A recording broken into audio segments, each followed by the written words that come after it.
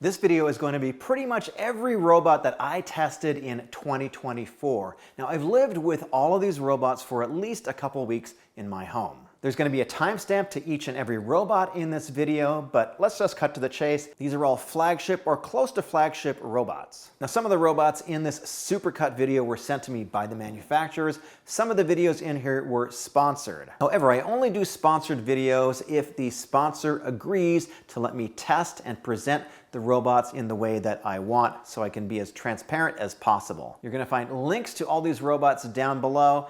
Let's get started, grab a snack, and enjoy. This Roborock S8 Max Ultra looks basically identical to this S8 Max V Ultra. These are Roborock's flagship robots, and they're actually among the top robots I've ever tested. And the reason is, one of these has some legitimately impressive AI. We're gonna compare the differences. I'm gonna demonstrate these throughout the video. And I'll let you know right up front, we're gonna do some spicy tests. There are 8 differences between the Max Ultra and the Max V Ultra. Now, the first one is that the Max V Ultra has an RGB camera, a LiDAR system, and a dedicated AI processing chip. And that allows it to do things I've never seen a robot vacuum do before. Now, we're gonna get into that on the other 7 differences, but first I wanna say that Roborock sent me these 2 units for review, but they haven't paid me, they haven't told me what to say, there's no script, and I did find some limitations. So let's start the testing.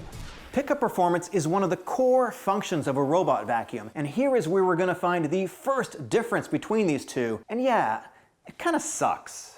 The Max V Ultra has 10,000 pascals of suction, where the Max Ultra has 8,000 pascals. But let's look at what we're dealing with before we get into the pickup test. You've got this dual roller design, and what I like about these is they're fairly anti-tangle in my experience. But if they do get tangled, you can just pop them out like this, and here's where the dirt goes into. To test out this dual rubber brush roll design, I've put down some human hair, a little bit of cat hair. Let's check it out. So if you do need to clean it out, these come out pretty easily. Not much tangles on the longer hair, definitely nothing on the pet hair. Just a little bit at the ends of the rollers. That's pretty normal for this style. Personally, I think the rubber roller design is probably one of the better ones on the market right now. And they both have this flexi arm design, so when you come up to a corner, this is gonna extend out, and these are pretty soft bristles. These are designed to get into corners. For our first test, we're dumping a mixture of sand, cereal, pet hair, some colored rice, and it's kind of a tough test. Oh my God. We're gonna send out the Max V first. We're putting it on high, and we're gonna do 2 passes. And the result is 100%. Excellent score. And we're gonna do the same test with the same dirt.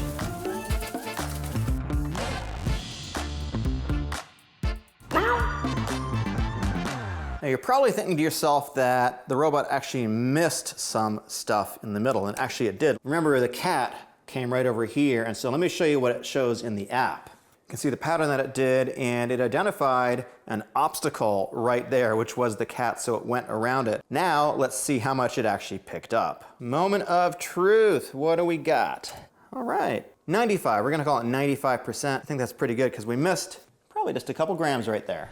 That was a surprisingly good score on hardwood, even if the cat did interrupt it a little bit. Let's do the carpet test, starting with the S8 Max V. Woo, it's a big old mess. Oh, let's get some hair in here too. It actually stopped cleaning because it identified these tufts of hair as pet waste and decided to go around them. I think that's probably a good thing. I'm gonna force it to finish it up. Let's see how much it picked up. The pickup performance for the Max V Ultra was 100%. That's a darn good score. Now let's try the same test for the Max Ultra. And we got 95%. Also a really good score. Every manufacturer seems to have a kind of different approach to mopping, and Roborock does something that I think is actually really counterintuitive. It has a sonic mopping system. And this actually has 2 separate vibration modules in it. Let me see if I can show you. You got a vibration module here, and you've also got one here. And this apparently has 4,000 vibrations per minute, which is faster than the S7 versions. And Roborock says that their sonic mopping system leaves behind less dirt and a little bit less film than robots with spinning mop pads. Additionally, because this doesn't have a rotating mop design, you have this edge mopping system, which is pretty soft here. And this is designed to go along edges and connect with the edges of your room pretty seamlessly and apparently not sort of scallop like some other robot vacuums do. Now, I've sprinkled some cereal and rice along the baseboards in my kitchen and sent it out to mop and vacuum at the same time. I've set the vacuum to maximum suction and the water to maximum. You can see it's pretty good sweeping up right to the edge and mopping at the same time. Now, I also want to show you the edge mop, but it is a little bit difficult to film. It's kind of like the elusive marine animal that doesn't exist. I don't know, but you can actually see I managed to catch it in action where it goes right up to the baseboard. And also the extending edge brush, it actually does pop out and go into corners like it does right here. So hard to capture, but it actually seems pretty effective. And if you got carpet, like this beautiful heirloom scrap piece I picked up for $20, the mop pad rises 20 millimeters, which is more than any other robot we've tested so far. And if you're still concerned, you can set it to vacuum first and then avoid the carpet when it's mopping. Now, after the robot has finished mopping and vacuuming, it's gonna come back to the dock. And it's gonna empty the dust from this onboard canister into this bag right here. Emptying dustbin. This bag is about 2.5 liters, so this should last anywhere from 6 to 8 weeks, depending on how often you mop and vacuum. Next, it will clean the mop pad with 140-degree hot water. So in terms of maintenance, you've got a clean water tank, and you've got a dirty water tank, and it's got sensors in here which will detect how dirty the water is, and if it's too dirty, it's gonna wash the mop pads again and then go out and re-mop that area and come back to make sure it's clean. If you want to use a bit of detergent, you got this canister right here. You don't even need to use anything proprietary. It will automatically add detergent to the onboard tank before it goes out mopping. And now after mopping, it is drying the pad with 140-degree heated air. And you can see in the base, it has this unit which automatically cleans the base, and this actually cleans the mop pad as well. There's something really interesting that I want to talk about, and that is the technology that is on board the S8 Max V Ultra. And it's actually pretty amazing. I think these new robot vacuums are approaching smartphone technology, but actually have more capabilities. Let me explain. So this has something called Reactive AI 2.0, and there's 3 pieces to it. It has an RGB camera, it has 3D structured light, which is lasers, and it also has something that I haven't heard of on a robot before. It's called an NPU, a neural processing unit. It is a specialized chip designed to function somewhat like a human brain. With this dedicated neural processing chip tying it all together, it has some capabilities that their other robots don't have. It can recognize pets. It can recognize what room it's in. It can make suggestions for cleaning your room. The S8 Max Ultra does not have a dedicated camera. It only uses 3D structured light lasers, so there's also no dedicated NPU on board, so it's just not as smart. Now, of course, no robot test is complete without an obstacle course. And if you notice, I don't do a very difficult obstacle course for a lot of my videos, but this one, we're pulling out all the stops. We got ourselves a shoe, a USB cable, a cat toy, another rainbow cat toy, another cat toy, a stick. We got a couple feeding bowls. But of course, there's one more thing. It's the fake pet poop. So let's just put this down right here. Ugh. We're gonna start with the Max V, the one with the camera. I haven't run this test before. I'm curious. Successfully avoiding the pet bowls. Can it avoid the power cord?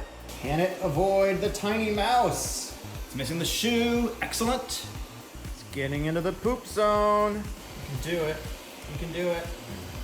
Now we're gonna run it with the S8 Max Ultra, the one without the camera, and it's only able to recognize 42 objects, so about half. What I'm really concerned about is this fake poop. Let's see. Oh no. It's pretty clear that the winner of the obstacle avoidance test is the Max V because it is just a much smarter robot. It's able to recognize pet waste, it's able to recognize pets. My recommendation is if you have small pets, if they're young, if you've got older pets, if you're worried about the robot running over some poop, something like that, definitely get a robot with a camera. It's just gonna give you a lot more peace of mind. The technology in the Max V is just much better than it is in the Max Ultra. There's no question in my mind, this is just a superior robot. Can your cat FaceTime you? Well, mine can, kinda. The next difference between the Max V and the Max V Ultra is that the Max V Ultra has a camera and it can do video calls. However, the last time I did this, he basically ignored me. Hi, Saturn.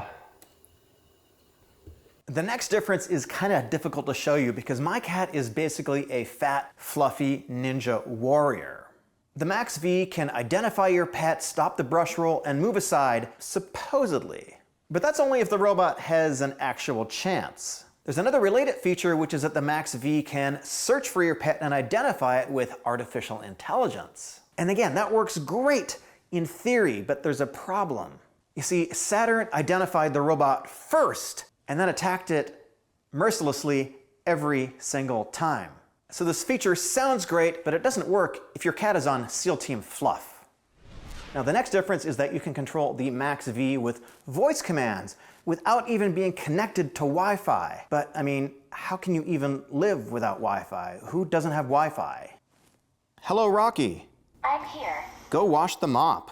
It's got about a dozen of these voice commands, but you gotta hit them absolutely perfectly, otherwise it just doesn't understand you. Those are the 8 features, but unlike some of the competitors, Roborock actually puts a lot of work into their app. The app works pretty well. It shows you your furniture, you can set no-go zones, and it shows you in real time where it has finished mopping. And it works with multiple floors, and then you can set it to mop and vac, mop or vac only, or just let the AI figure it all out for you. The S8 Max Ultra at launch is $1599, and the S8 Max V Ultra is $1799. Not cheap.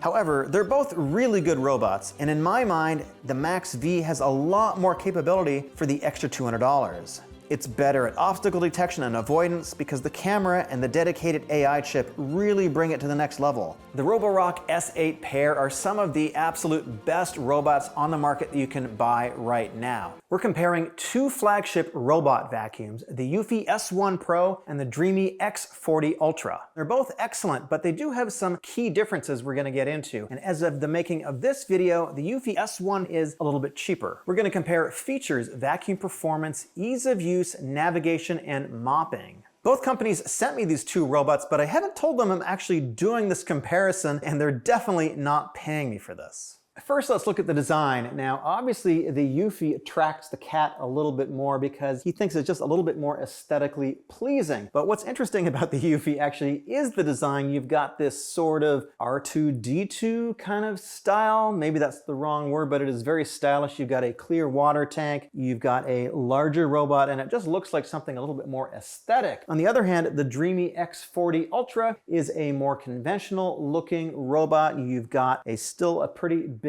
base station. It's a little bit shorter. You can open it up. You've got your dirty water, your clean water in here. It's a little bit more industrial looking, just a little bit more, I guess, conventional. Let's get into the key differences between these 2 robots. So the dreame has 2 mop pads that rotate like this.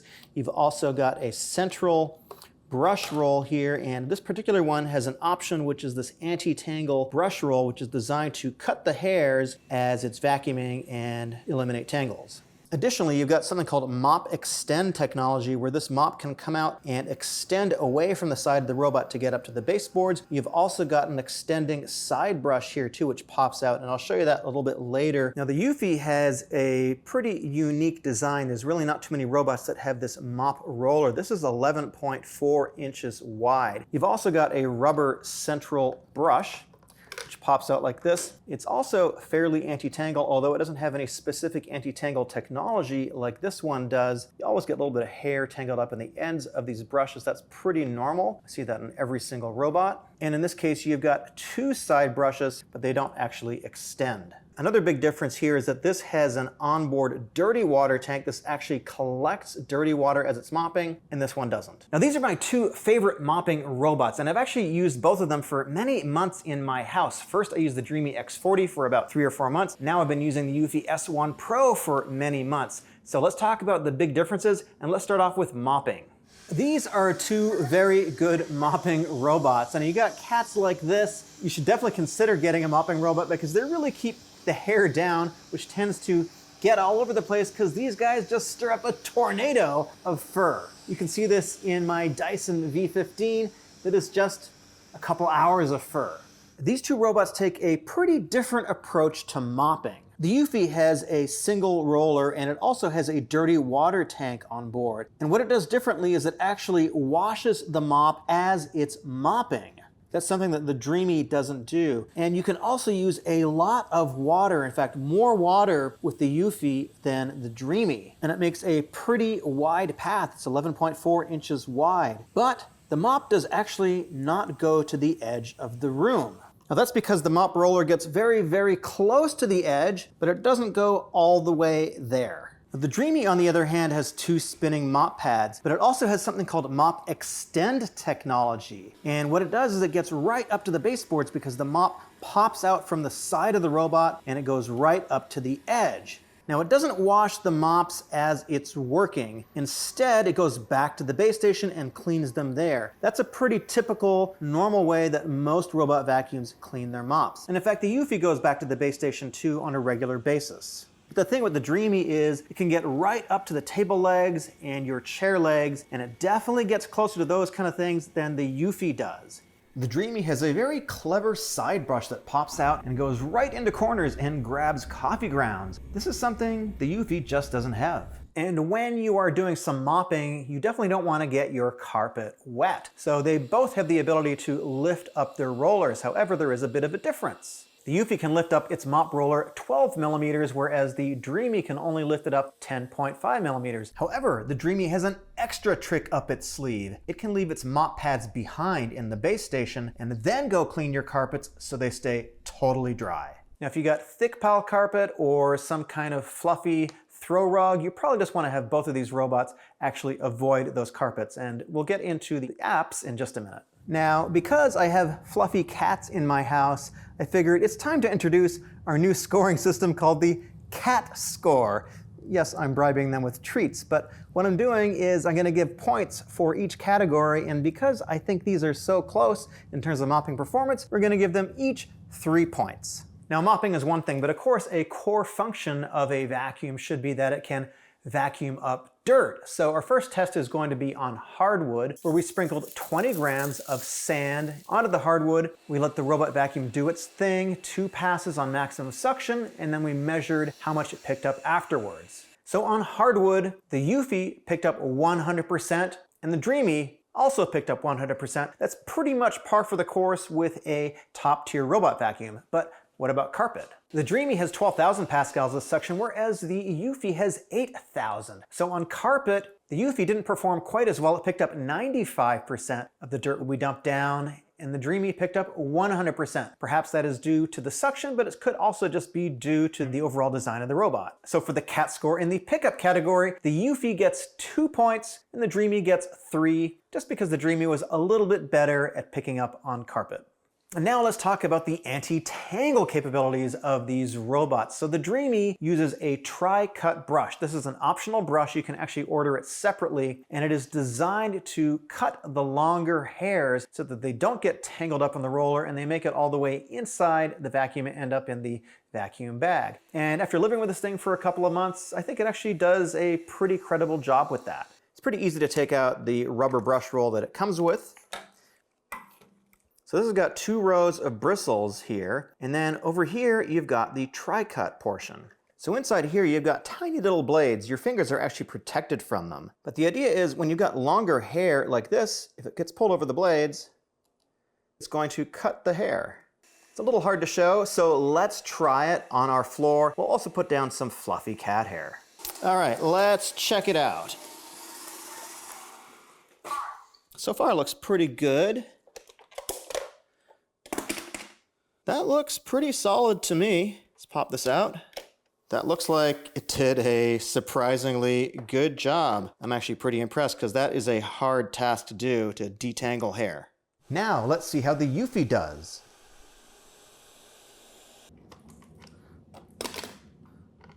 All right, not bad. Got a little bit of hair cut up in the side brush. Yeah, overall pretty good. And for the anti-tangle cat score, I'm giving both robots 3 points.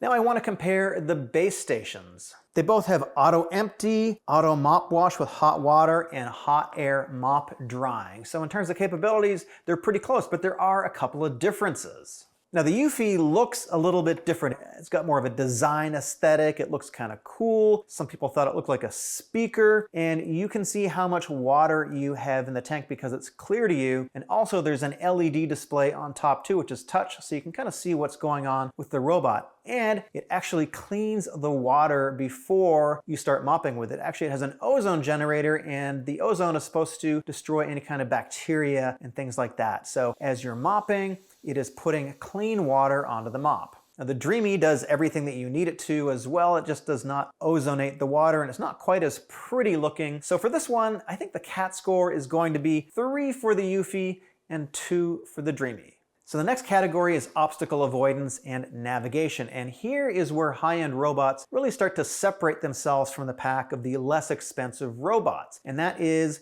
with a camera. Now they both have cameras on their navigation, however they take a slightly different approach. The eufy also uses LiDAR, and it has a higher resolution camera on it than the dreame does. And they've done a lot of work to sort of map out things in a 3D world. They say that it can see objects like you do. So in our obstacle avoidance test, the eufy did extremely well, and it's even able to avoid cables in most situations, and that is a very difficult thing for a robot to do. Now the dreame also has an RGB camera, it also has LiDAR, and it uses an LED light to help illuminate things when it's a little bit darker, and it is also very, very good at obstacle avoidance. Both of these did super well in our obstacle avoidance course. However, there is a difference. With the dreame, you can access the camera if you want. You can go talk to your pets. Some people might think that is a security concern, and if that is an issue for you, maybe just put some tape over it or just turn off the camera entirely. For me, I don't really care that much about the camera or talking to my pets, so for this one, they're both really good. They're both gonna get a 3 on the cat score. Let's take a look at the apps. I've got the X40 on this side, and I've got the eufy on this side. So they both have the ability to show you where you are in the room, where the robot is charging, and they also both have custom floor cleaning modes. They both have the ability to vacuum and mop, vacuum only, adjust the amount of suction that you want, adjust the amount of water that you want. They also both have the ability to use multiple maps. I've got 3 floors in my house. I set it up over here. Same thing over here. I've only set up 2 different floors, but it's pretty easy to switch between the floors, and these will both recognize what floor they are on. You can adjust how you want to set up the dock with each of them too. You've got auto empty, auto mop washing, and so forth. Over here, you got a variety of different dock settings too. And if you really want to, you can actually see your cleaning history on both of them. I'm not sure why you'd really want to do that, but if you're a geek like me, maybe that's a good thing. You can adjust the carpet cleaning settings on both of these too. This one has something called Boost IQ. It's going to automatically increase the suction when it finds itself on a carpet, and this will too. And I think with both of them, you can actually tell it to clean the carpets first and then go ahead and mop. And of course, with both of these, you can set up cleaning schedules, and you can set up specific no-go zones as well. However, on the X40, you can actually use the camera to go around and talk to your pets. And now you can see where I'm filming right over here. And if you want, you can actually have it navigate around your house. They're both pretty good, but I'm gonna give the dreame X40 Ultra 3 points and the eufy 2 points, just because you're able to access the camera, but I'll let you decide if that's a good or bad thing. Now the last category is price. The dreame X40 Ultra is a pretty premium robot. The pricing is way up here. I've seen it at close to $2,000 sometimes. The eufy S1 is typically a little bit less, a few $100s less. And as of the recording of this video, it is definitely less expensive. I'm gonna give the eufy 2 cat points, and I'm gonna give the dreame 1. So what is the final score? I actually didn't really figure this out beforehand. I just did it as I went through the video, and it looks like they both have 18 points because they're both really, really good robot vacuums. And if you're looking for something premium, they both deserve your consideration. But let's talk about some of the big differences. I think if you value mopping, I think the eufy is probably going to be a slightly better choice. I think it is a more aggressive mopper, if that makes any sense. It does a little bit better with ground-in stains. It can use more water, and I'm just sort of more impressed with the mopping capability, primarily because it can use more water. However, it does not go right up to the edge. And it's not like the dreame is bad at mopping, it's very, very good, and it does go right up to the edge. So in this category, which is maybe the biggest difference, it really sort of depends on what you value. It is a very tough call. I've had them both in my home for a couple of months. I'm currently using the eufy just because that's the order that they came in. The eufy is a little bit less expensive, so that sways your consideration. Go in that direction. If you like all the tech and the features of the dreame and the camera, go in that direction. I've tested over a dozen robot vacuums just in the last 3 months, but the Deebot X2 Combo has something that no other robot has. And it's quirky, but it's also a genius idea. And because it's so different from other robots, what I want to know is it all a gimmick, or will it actually save you time? You see, the promise of robot vacuums is that you can sit back, relax, and just let them clean for you. But I don't think anyone has tested to see if it's really faster than cleaning with a conventional vacuum. So we're gonna be the first.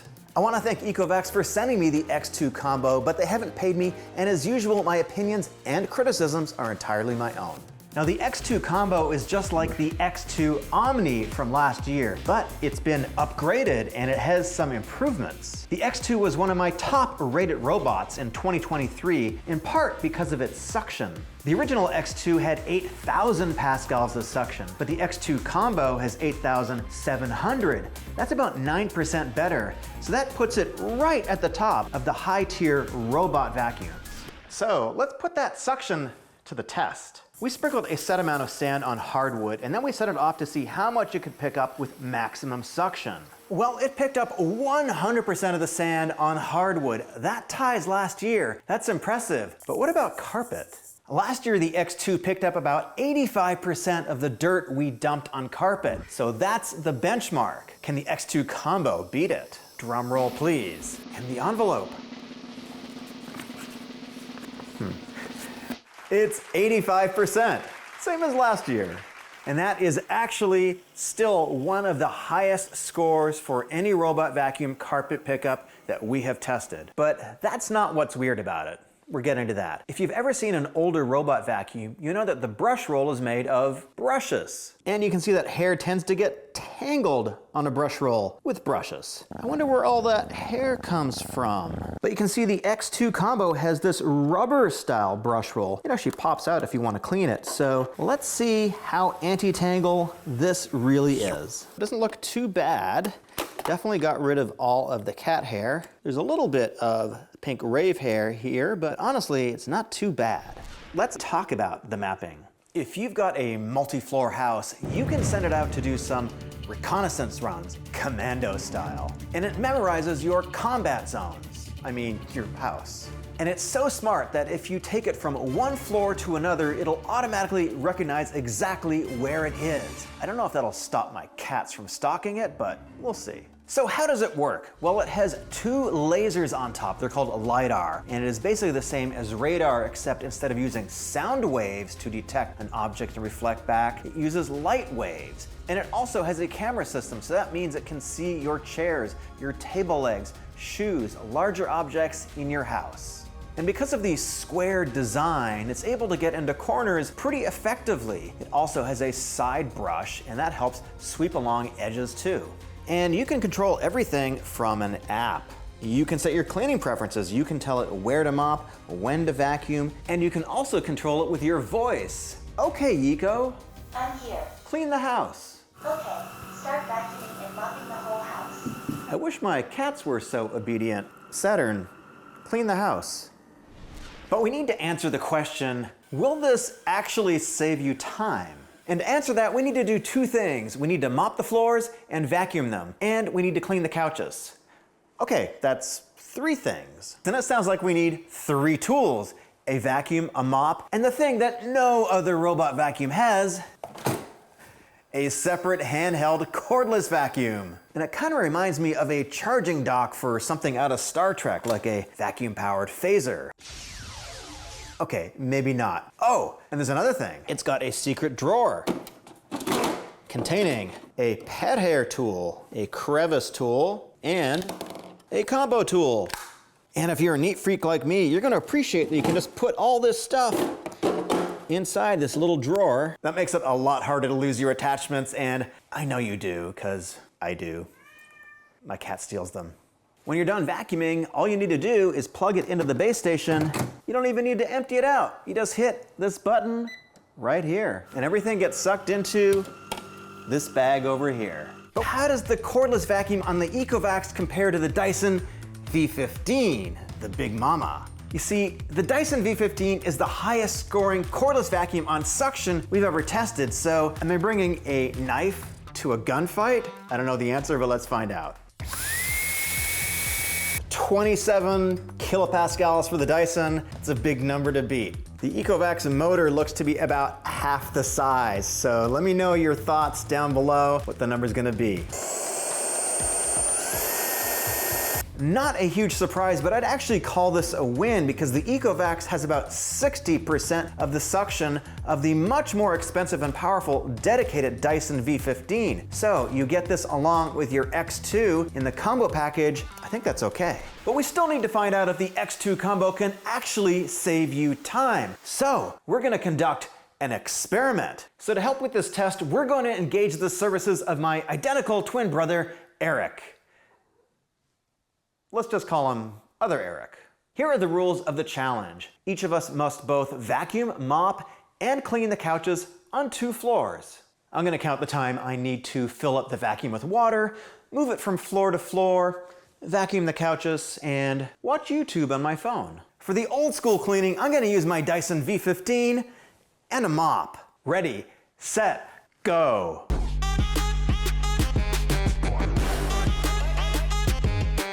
Ooh, the X2 Omni is going to do mopping and vacuuming, and I'm just playing around on TikTok. Oh, these guys are hilarious.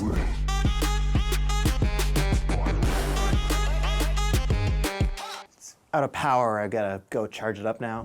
Ooh, now the X2 is going back to clean its mopping pads, but I think I'm gonna watch some YouTube.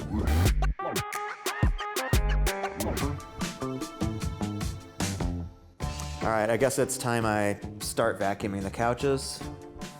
I hate vacuuming. Yeah, still mopping. It's great. Well, I'm done.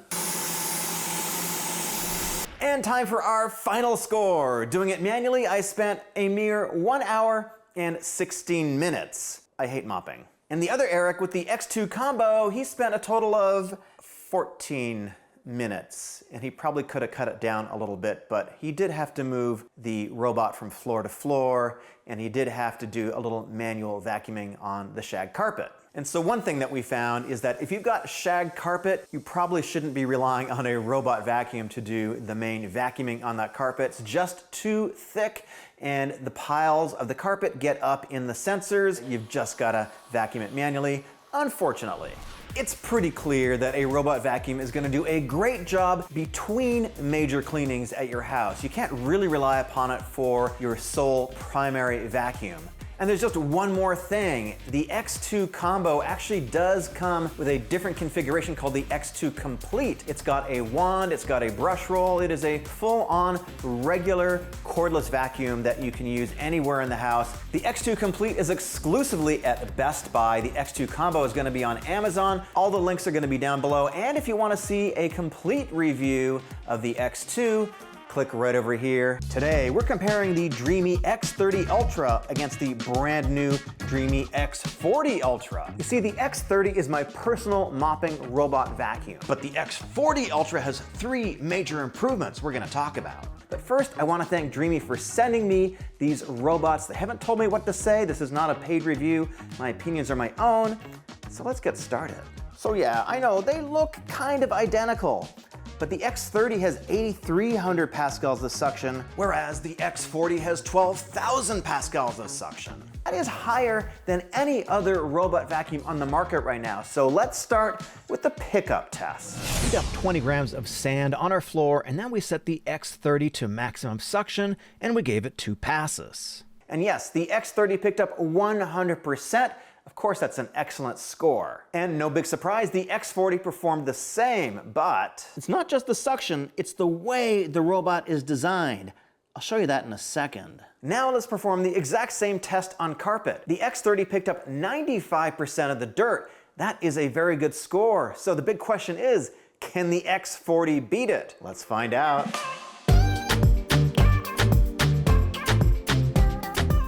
And the moment of truth, how much did it pick up? Yes, and actually that is 100%. That's pretty good. These robots are getting pretty good. Now let's talk about cleaning performance. So the X30 has a side brush and it does a pretty good job. On the X30, the brush is fixed, whereas on the X40, this extends out. So let's check it out in action and see if it's actually better at getting into corners. It can extend over 1 inch from the robot. So I sprinkled some coffee down. I put it in this corner here. Let's see how it does. And let's go back and look at the corner, and all the coffee has been swept up. But that's not all. It's also really good at getting around furniture legs. And it can lift up about 1/3 of an inch. So when you're mopping, it doesn't cross-contaminate the wet and dry areas, especially with carpet. Now, I love my fluffy cats. I've got 2, and they leave hair absolutely everywhere. And Saturn, the orange one, he attacks all robot vacuums mercilessly, and Dreame doesn't get a pass. Now, some robot vacuums with a brush roll with fibers can get kind of tangled up with pet hair, but also with longer human hair. So now Dreame has a solution to this. This is an optional tri-cut brush roll. Let me show you how it works. Pretty easy to take out the rubber brush roll that it comes with. So this has got 2 rows of bristles, and then over here you've got the tri-cut portion. So inside here you've got tiny little blades. Your fingers are actually protected from them. The idea is if you've got longer hair and it gets pulled over the blades, it's going to cut the hair. Kind of like that. And if you ever need to clean these, this comes apart.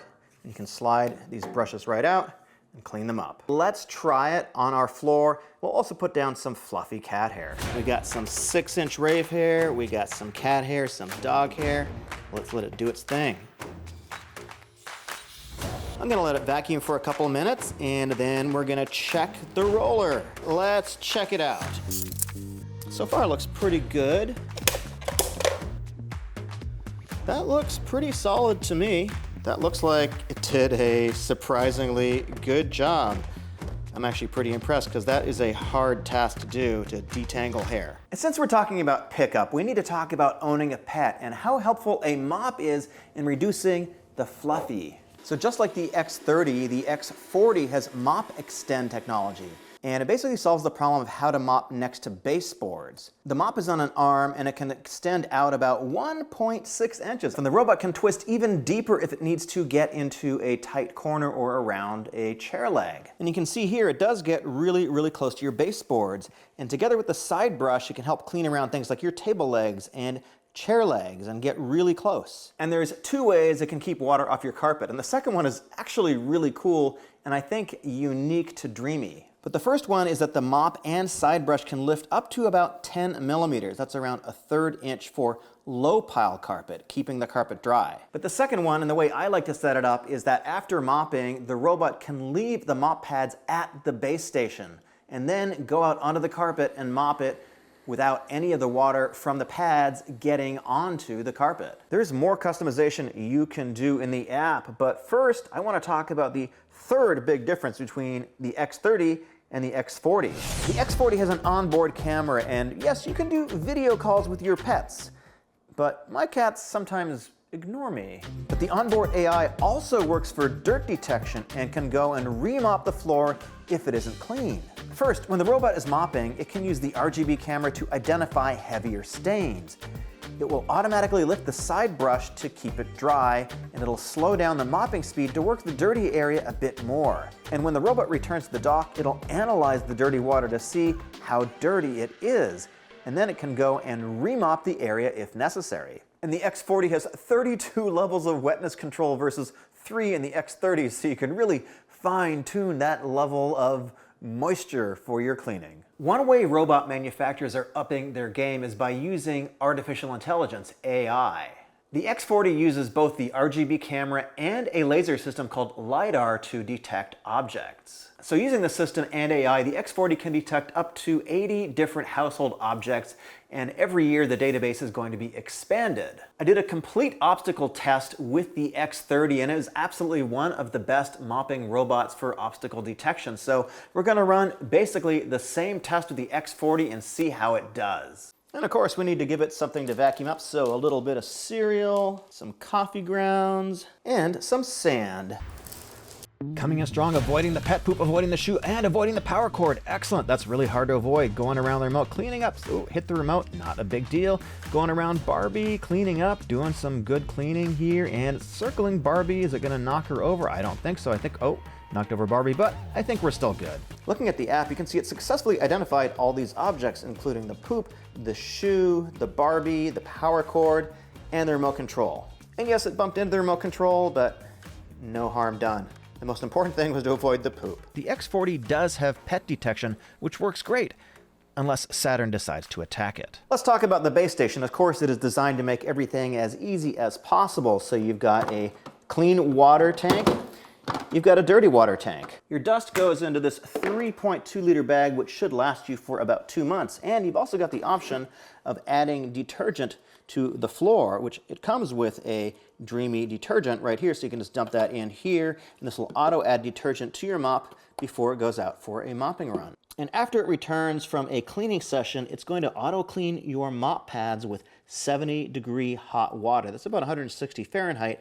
You can actually set it to 4 different temperature levels, and you got a scraper which is going to not only clean the mop pads here, but it's also going to clean up the base. The X40 has a ton of ways that you can customize your cleaning experience. I've actually got this on my brand new iPad Pro. I just wanted to show you, it is so cool. So right now it is drying, but you can see we have multi-floor management. I've got the cleaning history here, but I've got this set to clean multiple floors. Right now it's in the living room. I've also got a lower floor set up. And of course, you can set up no-go zones anytime that you want. You can set up custom cleaning modes, so you can vacuum and mop, or mop after vacuum. It also has something called Clean Genius, which is sort of an AI cleaning mode that'll make intelligent recommendations for cleaning your room. Now, if you like discounts, and who doesn't, I'm gonna have links down below with any applicable discounts where you can purchase the X30 and the X40, but which one should you get?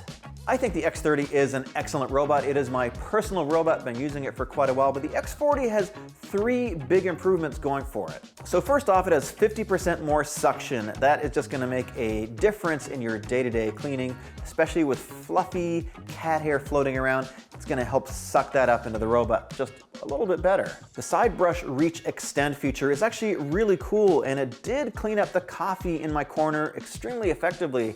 It has dirt detection technology and an improved AI compared to the X30. And you can now get the tri-cut brush as an option available for both the X30 and X40. This is the brand new Eufy X10 Pro Omni robot vacuum. Now, Eufy is sponsoring this video, and they say that the X10 has all the power and the features of competing flagship robot vacuums, but at about half the price. It's got dual rotating mop pads, 8,000 pascals of suction, a detangling comb, and it's supposed to see over 100 obstacles and avoid them. Now that all sounds good, but we need to test these claims, so links are down below. Let's start with suction and pickup. The X10 has 8,000 pascals of suction, which is as high as some of the more expensive robot vacuums we've tested. So to test pickup, we put 20 grams of sand on hardwood, and then we sent the X10 out to see how much it could pick up with maximum suction. And we found it actually picked up 100% of the sand, which is right up there with the best vacuums we've tested so far. Then we performed the exact same test on carpet. Set it to maximum suction, we sent it out again, and this time it picked up 80% of the sand that we left on the carpet. And again, that is pretty much at the high end of all the robot vacuums we've tested to date. That's a good score. And it was surprisingly effective on pretty much everything that we threw at it. To get the dirt into the vacuum, it uses a brush roll, an edge brush, and 2 5-sided mop pads. The edge brush seems pretty effective at sweeping dirt from your baseboards into the brush roll, and it gets into corners well too. So of course, sand isn't the only kind of dirt that you're going to find in your house. So to make it a little bit more challenging, we set up an obstacle course. And we put down a mix of sand, some cereal, coffee grounds, pet hair, and just whatever else was lying around the house. And we found it picked up all of that dirt quite easily too, and we're going to talk about the obstacle course in just a minute. But first, let's talk about my cats. My cats have very long hair. They're very curious, and they leave pet hair absolutely everywhere. Now, of course, when you're picking up pet hair, some of that is going to get tangled up in the brush roll. Now, Eufy has a unique approach to battling this problem. The X10 has a special detangle comb. When the robot goes back to the base station, it spins the brush roll backwards.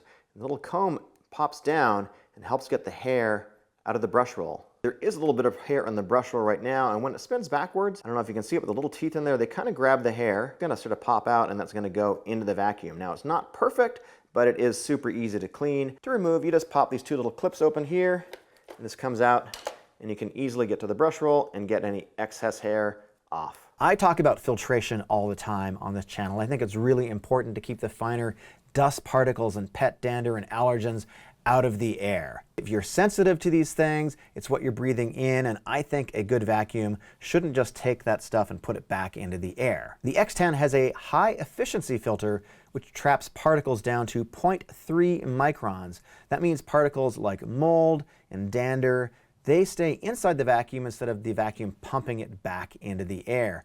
And I think that's really important, especially if you've got pets, like my two very fluffy kitties. My biggest complaint with some robot vacuuming apps is that they're difficult to use and they don't work very well. The Eufy actually has a lot of different configurations, and I think it is pretty easy to use. My house has multiple floors, so I can select which map I'm going to use for my lower floor, my top floor, or my living room. Let's say I wanted to clean the top floor, and let's say I wanted to do only a specific area in there. I can do a zone. Let's say I just wanted to clean this area over here, put that down, hit start, and it's going to go clean that area. You can also set up cleaning scenarios like a full home daily clean. You can tap it, select the map that you want to do, and then you can add specific cleaning tasks and tell it where to go. The app also gives you a lot of different ways to specifically customize the cleaning that you want to do in your home. And there's actually a smart mode too, which will adapt the cleaning strategy depending on the room type and the cleaning frequency, and if you have pets, and so on. It's also easy to set up a no-go zone. You can also create a boundary like, hey, don't go past this area here. One of the biggest problems with some robot vacuums is that they tend to get stuck on obstacles. So Eufy has developed a system called AIC, obstacle avoidance, and it uses both LiDAR and a camera together. And how it works is it takes images, takes pictures of objects in your room, and then using AI, it identifies those objects and it marks them, and then it avoids them. Eufy says it can recognize over 100 objects like toys, wires, cords, shoes, and even pet waste. And it also has an LED to illuminate dark areas, so you don't need to turn the lights and it can always see where it's going. In fact, I thought it was pretty cool. It was vacuuming in complete darkness here. I've created an obstacle course for the X10, and it's not just any obstacle course. We've got a shoe, we got some cereal, we've got some hair, we got some pet hair, we got a remote control, we got some fake pet doo-doo, we got coffee grounds, and we got a lens cap, and we've got a cord all the way along the wall. So this is going to be a good test of the obstacle avoidance system. Let's see how well it does. It's identified the cable along the wall, which most robot vacuums actually don't. And now it's continuing to move along the wall, moving the mop along with it in a back and forth pattern. Now it's getting close to the fake animal poop, but it's staying away. Good vacuum. It's grabbing the hair and avoiding the lens cap as it heads for the shoe. It's mopping around the shoe, and now it's got the cereal. And it's still circling the lens cap. One thing you'll notice is that the lens cap and the fake poop are lower than the height of the robot, and most robot vacuums will run over them. That's the AIC camera system at work. You can actually see in the app the objects that it actively avoided. So you can see the doo-doo over here. This is a lens cap. You can see it found the cord also. It found a shoe. So you can see it's identifying objects and marking them so that it'll avoid them. and then it's telling me to clean the area promptly before I go and do another vacuuming run. So the X10 is a mopping robot, and it has on board an 80 milliliter water tank. Now the water tank in the Omni station is 3 liters, and that means it's got enough water to clean a home of about 1,500 square feet 2 to 3 times per week. Now the X10 has something called Mop Master 2.0. This is their newest mopping system. You can see you've got 2 mops, but they're not round. In fact, they've got 5 sides, so instead of leaving a streak down the middle like some other robot vacuums, this actually fills in the gap in the middle and increases coverage. If you want to clean these, this just comes off super easy. Throw these in the washing machine. What also makes it unique is when it's mopping, these pads can apply about 2 pounds of downward force that's going to help scrape away some of the stains that you might have. Let's try it on some coffee stains. I let this coffee stain dry overnight. There's my cat. Let's see how the X10 does on it. This coffee stain was completely dry, and I was actually surprised at how effective the eufy was at getting rid of it in just a couple passes. And if you got carpet in your house, it's going to automatically detect the carpet, and then it's going to lift the mop pads 12 millimeters, which is around 1/2 inch, to keep your carpet dry. And it's got an edge sensor, so when it travels along the wall, it's going to keep moving the mop to the edge. If it runs out of water, it will return to the base station to keep the mop wet. When it's done, it washes the mops, and then it dries them with 113-degree air so it doesn't create odors. The dirty water tank is 2.7 liters, and it will alert you when it needs to be emptied. And the dirt goes into a bag, which is big enough for about 2 months worth of cleaning. There's a lot of choice in the robot vacuum world right now, and some of them are actually very expensive. You can spend up to about $2,000. And the X10 Pro Omni absolutely competes with these more expensive vacuums for a much friendlier price point. The pickup performance is right up there with the best I've tested. The mopping performance, especially on dried stuff like coffee, was actually very impressive. And I think the hexagonal rotating style of mops is actually better than some of the vibrating pads. It just seems to do a better job on dirt that's kind of ground in and dried. Now the base station is on the smaller side, and I think that's a good thing. It's going to fit into your home a little bit better. The iPath laser navigation does a better than average job of avoiding obstacles and not having to do pre-cleaning before you send your robot out to vacuum. The app is really good, and it works with Amazon Alexa and Google Assistant, so you can control it with your voice from another room. Today we're looking at the dreame X30 Ultra, and this is their best robot vacuum to date. And actually, I think it is one of the best robot vacuums I've ever tested. Now this is a follow-up to the dreame X20, and there's a lot of improvements to it. And for the most part, it is incredibly hands-off. Dreame sent me the X30 for review, but they haven't paid me, and all of my opinions, as usual, are 100% my own. Dreame is a pretty new robot vacuum company, but somehow they have risen up to be one of the most respected brands. My expectations are actually really high for this one. Let's get into it. Let's start with the pickup test. The X30 has 8,300 pascals of suction, and that puts it pretty much at the top of the class. In terms of pickup, it has to perform well here, or it's absolutely game over. Let's start with hardwood. We put a set amount of sand on the hardwood, and then we sent the X30 out to do its job. We set it to the highest suction, we let it do its thing. On the sand test on hardwood, 100%. That's an amazing score. Not many robot vacuums can do that. We repeated the test on carpet. And this is a more difficult test, and most robot vacuums don't do as well in this test. And the X30 didn't do as well either, but it did pick up 95% of the sand, which is also an excellent score and pretty much at the top of the class. The X30 has an anti-tangle roll with tri-cut blades. That means it cuts the hair and then it moves it into the dust bag, and shorter hair should get less tangled, right? So how does dirt get from your floor into the robot? You've got this side brush, which is going to help move dirt in this direction in here. It's going to put it towards the brush roll. This is a pre-production brush roll. It doesn't have the tri-cut blades, but when I get the shipping version, I hope to update this video. And then you've got 2 rotating mop pads. Somebody in the comment asked me to use some cat litter because I've got a couple of cats. So we're gonna put that down. We're also gonna put down some longer hair and some pet hair and see how anti-tangle it is. So we just finished vacuuming pre-production brush roll. I don't see any tangles on it, and it's pretty easy to pop out and clean it, even if there are some. A lot of vacuums have trouble with this. This is actually a really difficult problem to solve. I'm talking about obstacle avoidance and navigation. So how does the X30 deal with this issue? The X30 has both an RGB camera and a laser mapping system, and I have found that robots that have both systems do a much better job overall than robots that have just one. The laser system is used to map the room and calculate distance, and the camera supplements that system using AI and an object database. It can recognize a number of different objects, and when it does, it avoids them in your room. So we've got a Barbie, we've got some clothing, we've got a little bag, we've got a remote control, we've got a shoe. But the big question is, how is it gonna deal with this? This is some fake pet poop. Let's find out. A little coffee, a bit of cereal, sprinkles, and some granola. It's missing the fake pet poo. Avoid the cat. It touched the bag a little bit, coming in for the Barbie, missing the Barbie. It's trying to figure out what to do with the shirt. It is missing the shirt. How about that coffee? How about the remote control? Hit the remote control slightly, got the coffee, and coming in for a little final cleanup, and avoiding the shoe, and I think we're done.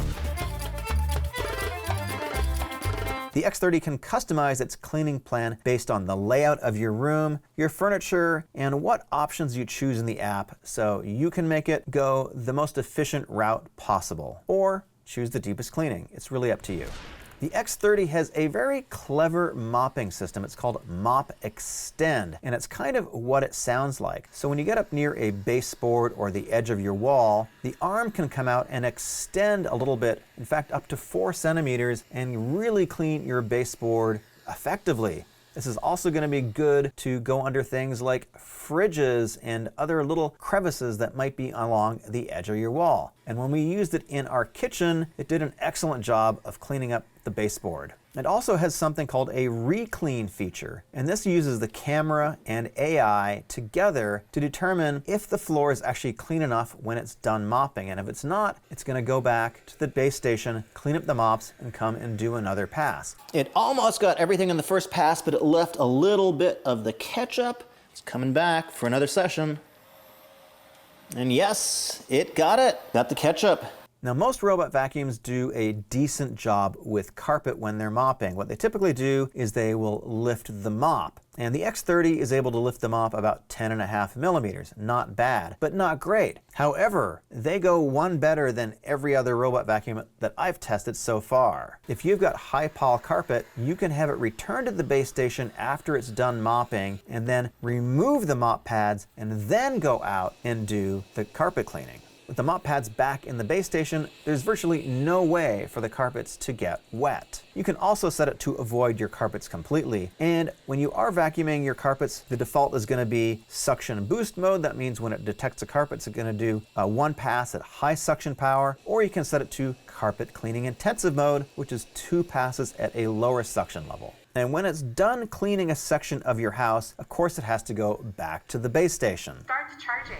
This is the 6-in-1 base station, and I guess it does 6 things. So when your robot has done its cleaning cycle, it's going to return, it's going to do a couple things. This is the container in the robot, and it's going to empty everything into the base station. You can see it's actually pretty empty right now. It just did a mopping run. This has a filter on it, which is right here. There's a bag in here you need to empty up to about 75 days. You can see it's actually got a lot of stuff in here. It's got a container right here for the detergent. You just pop it out, you fill it up. You got 2 water tanks. You got a 4.5 liter water tank for clean water. You got a 4-liter water tank for dirty water. Ooh, that is dirty. After your robot has gone out and done its mopping, it's gonna do 2 things. It's gonna wash the actual mop pads themselves, and it's actually gonna wash the base plate down here too. And how does it do that? You got these little wipers that clean the base plate. And then once it's done, it's gonna air dry everything with hot air, and that's going to eliminate odors. And everything in here is being cleaned with 60°C hot water. These pads are already a little bit dirty, but let's add a little bit of soy sauce to them just to see how well it cleans up at the base station. It just completed the cleaning cycle. Let's look at the mop pads. Hey, these look pretty clean to me. The app is pretty easy to use, and that's more than I can say for a lot of the competitors. It works with multiple floors, And when it maps things out for you, it automatically divides up the areas. I didn't even put the colors in, that's completely automatic. You're able to adjust your cleaning settings the way you like, so you can vacuum, mop, mop and vacuum, or mop after you vacuum. You got different suction power levels, you've got different wet levels, and how much intensive cleaning you want it to do. You can even set the washing mode at light, standard, and deep. Because it has a camera, if you want to access it, you need to use your own specific code that you set up ahead of time.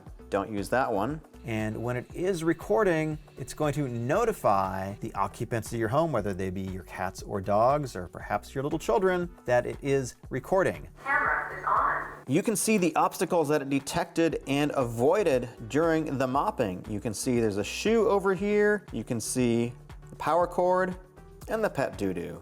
Overall, there are a ton of features that you can set up to have the robot vacuum exactly the way that you want. Dreame is a new company, and it's actually really impressive what they've been able to accomplish in just the last couple of years. It is absolutely one of the best testing robot vacuums I've tried so far. It does everything pretty well. It picks up really well, the mopping is really good, and the navigation is really solid too. The app is easy to use, that's important, and it actually does pretty well if your house has multiple floors. We're comparing the Eufy S1 Pro against the Roborock S8 Max-V Ultra. Both of these are excellent flagship robot vacuums, so I expect they will do a good job. However, I've lived with both of these vacuums for quite a few months, and there are some key differences between them. Eufy is the sponsor of today's video, but they've put no restrictions on the kind of testing that I'm gonna do, so I'm gonna show you everything so you can make your own decision. These are both really smart robots powered by AI, and they're both really impressive robots. So let's look at the differences in approach to mopping, and then let's do some testing. We're gonna put them head to head in some challenges including pickup performance, mopping performance, and navigation. Let's start with the Roborock first. So you can see it's a mopping robot. We have a dual roller system, we have an edge mop, and then this mop pad is a vibrating mop pad, and it comes off. It comes out like this so that you can properly clean it, and then you have these two vibrating pads underneath here, and this is how it cleans your floor. It's pretty thin. You also have an edge brush. And water comes out of these two little nozzles in here. Now, of course, my cat loves robots, so that's a perfect opportunity to talk about the Eufy, which has a different approach. The first thing that you saw is that my cat likes the side brushes, and it actually has two side brushes, one over here, and the Roborock has a single one. But the approach to mopping is completely different. The big difference is that the Eufy has a mop roller instead of a mop pad. It actually comes out like this so that you can clean it. You can see it's a pretty large pad, kind of reminds me of a paint roller, and it can hold quite a bit of water. The Roborock has a traditional round design, whereas the Eufy has a square design. And Eufy says that this is the first square robot to have edge cleaning capability, again with these two brushes. Now, the approach to mopping isn't just the fact that this has a pad and this has a rotating mop roller, it's that the Eufy actually cleans this roller with clean water as it's mopping, whereas this just drags it along. So there's more opportunity for dirt to get mixed up on the floor with the wet stuff. There's another key difference in mopping. The Roborock has a single onboard water tank for clean water. The Eufy also has an onboard clean water tank, but it's also got a dirty water tank. So as it's mopping, it is collecting the dirty water. And so because the dirty water is ending up in here, that means that this mess is not gonna cross-contaminate with the dry mess on your floor, something that the Roborock just is not going to do as good a job at. For this next segment, we're gonna compare mopping performance using dried coffee. So to make it fair, I'm gonna clean the floor first, and then I'm gonna clean the floor in between each vacuum pass, so each vacuum starts with a brand new clean floor. And I'm gonna use the exact same amount of coffee for each run.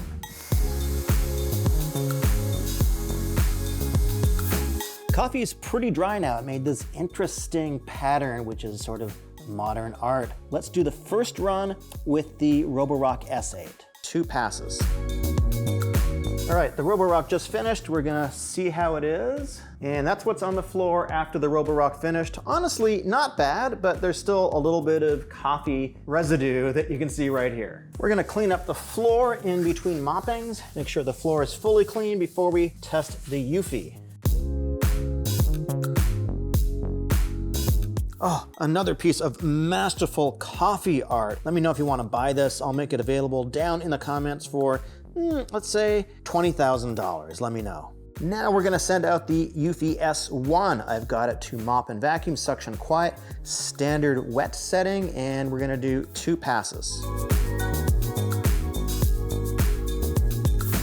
Okay, Eufy just finished. Let's see how it did. I'd say there is less coffee on here than the Roborock. Now you're probably asking yourself, why didn't I put both robots on maximum water flow? That's something I certainly could do, but I wanted to test it in standard water flow with just 2 passes, because I think most situations, if you don't know there's a spill in your house, you're just gonna leave it on standard, so I wanted to see how they would do.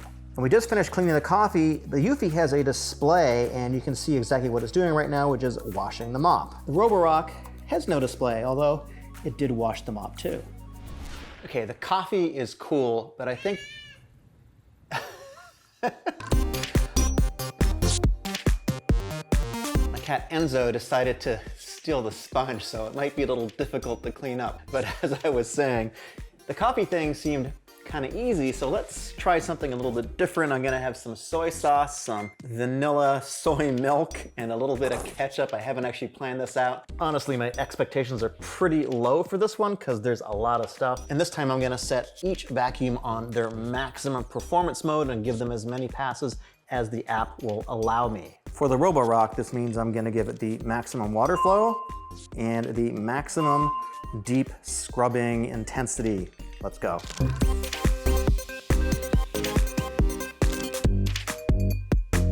All right, we just finished. Let's see how well it actually did. All right, so it actually left quite a bit, and also it left a spot on the floor. And if we flip it over, that is kind of a mess, although I don't think anything is really gonna clean that up super well, probably not even the Eufy, but the mop pad itself looks pretty disgusting. The dock for the S8 definitely does have a mop cleaning thing, but I don't think it's gonna do a very good job of cleaning this up, so I'm actually just gonna take this over to the sink and clean it up manually. That was pretty gross, but we're gonna measure exactly the same amount for the Eufy, and I think the ketchup is as close as I can possibly get it. So for the Eufy, we're gonna set it to mop and vacuum. Gonna give it the turbo suction, although suction doesn't really matter, and we're gonna set it to the maximum mopping, deep cleaning, and we're gonna let it go 2 times.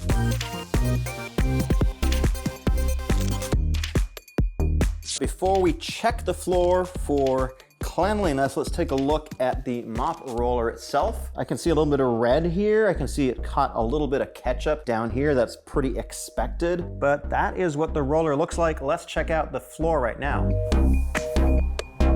Yeah. Sure, there's a little bit of ketchup on here. That was a ridiculous amount of ketchup. I think that is a very good demonstration of just how good this thing is at mopping. Now, nothing's gonna get it perfect, but for a robot vacuum, yeah, solid. Now, one of the things about the Eufy that kind of makes it unique is that it cleans the mop roller as it's cleaning your floor. So it puts clean water onto the roller and it picks up the dirty water into the tank on board. That means it doesn't just spread the dirt around, and when it's done, it goes back to the base station and then it empties that dirty water into the dirty water tank. Now, it's also a little bit more efficient than a lot of other robot vacuums. For example, the Roborock returns to the base station about every 15 minutes, while the Eufy, on the other hand, can clean about 485 square feet, which is larger than the room that I'm in right now. And so that makes it actually faster than the S8 because it just doesn't have to go back to the base station and clean itself as often. Another thing that I like is that the Eufy can get the floor more wet than the Roborock. It's just able to hold more water on the mop roller, and the onboard tank is a little bit bigger too, so it just gets the floor wetter. And if you got cats like I do, that is really good at keeping the pet hair down, or just cleaning up some of the messes like I showed you a little bit earlier in this video. Mopping is one thing, but the day-to-day task that your robot vacuum needs to do is to pick up things like cat hair, dirt that gets into your carpet. So we're gonna put a little bit of sand, 20 grams actually, onto this carpet. We're gonna test each vacuum and see exactly how well they pick up. We're gonna measure afterwards how much they picked up, and may the best robot win. I put each vacuum on maximum suction mode, and we're gonna give them each 2 passes. Let's see how much the Roborock picked up. That is 80%, that's pretty good. And 20 grams for the Eufy.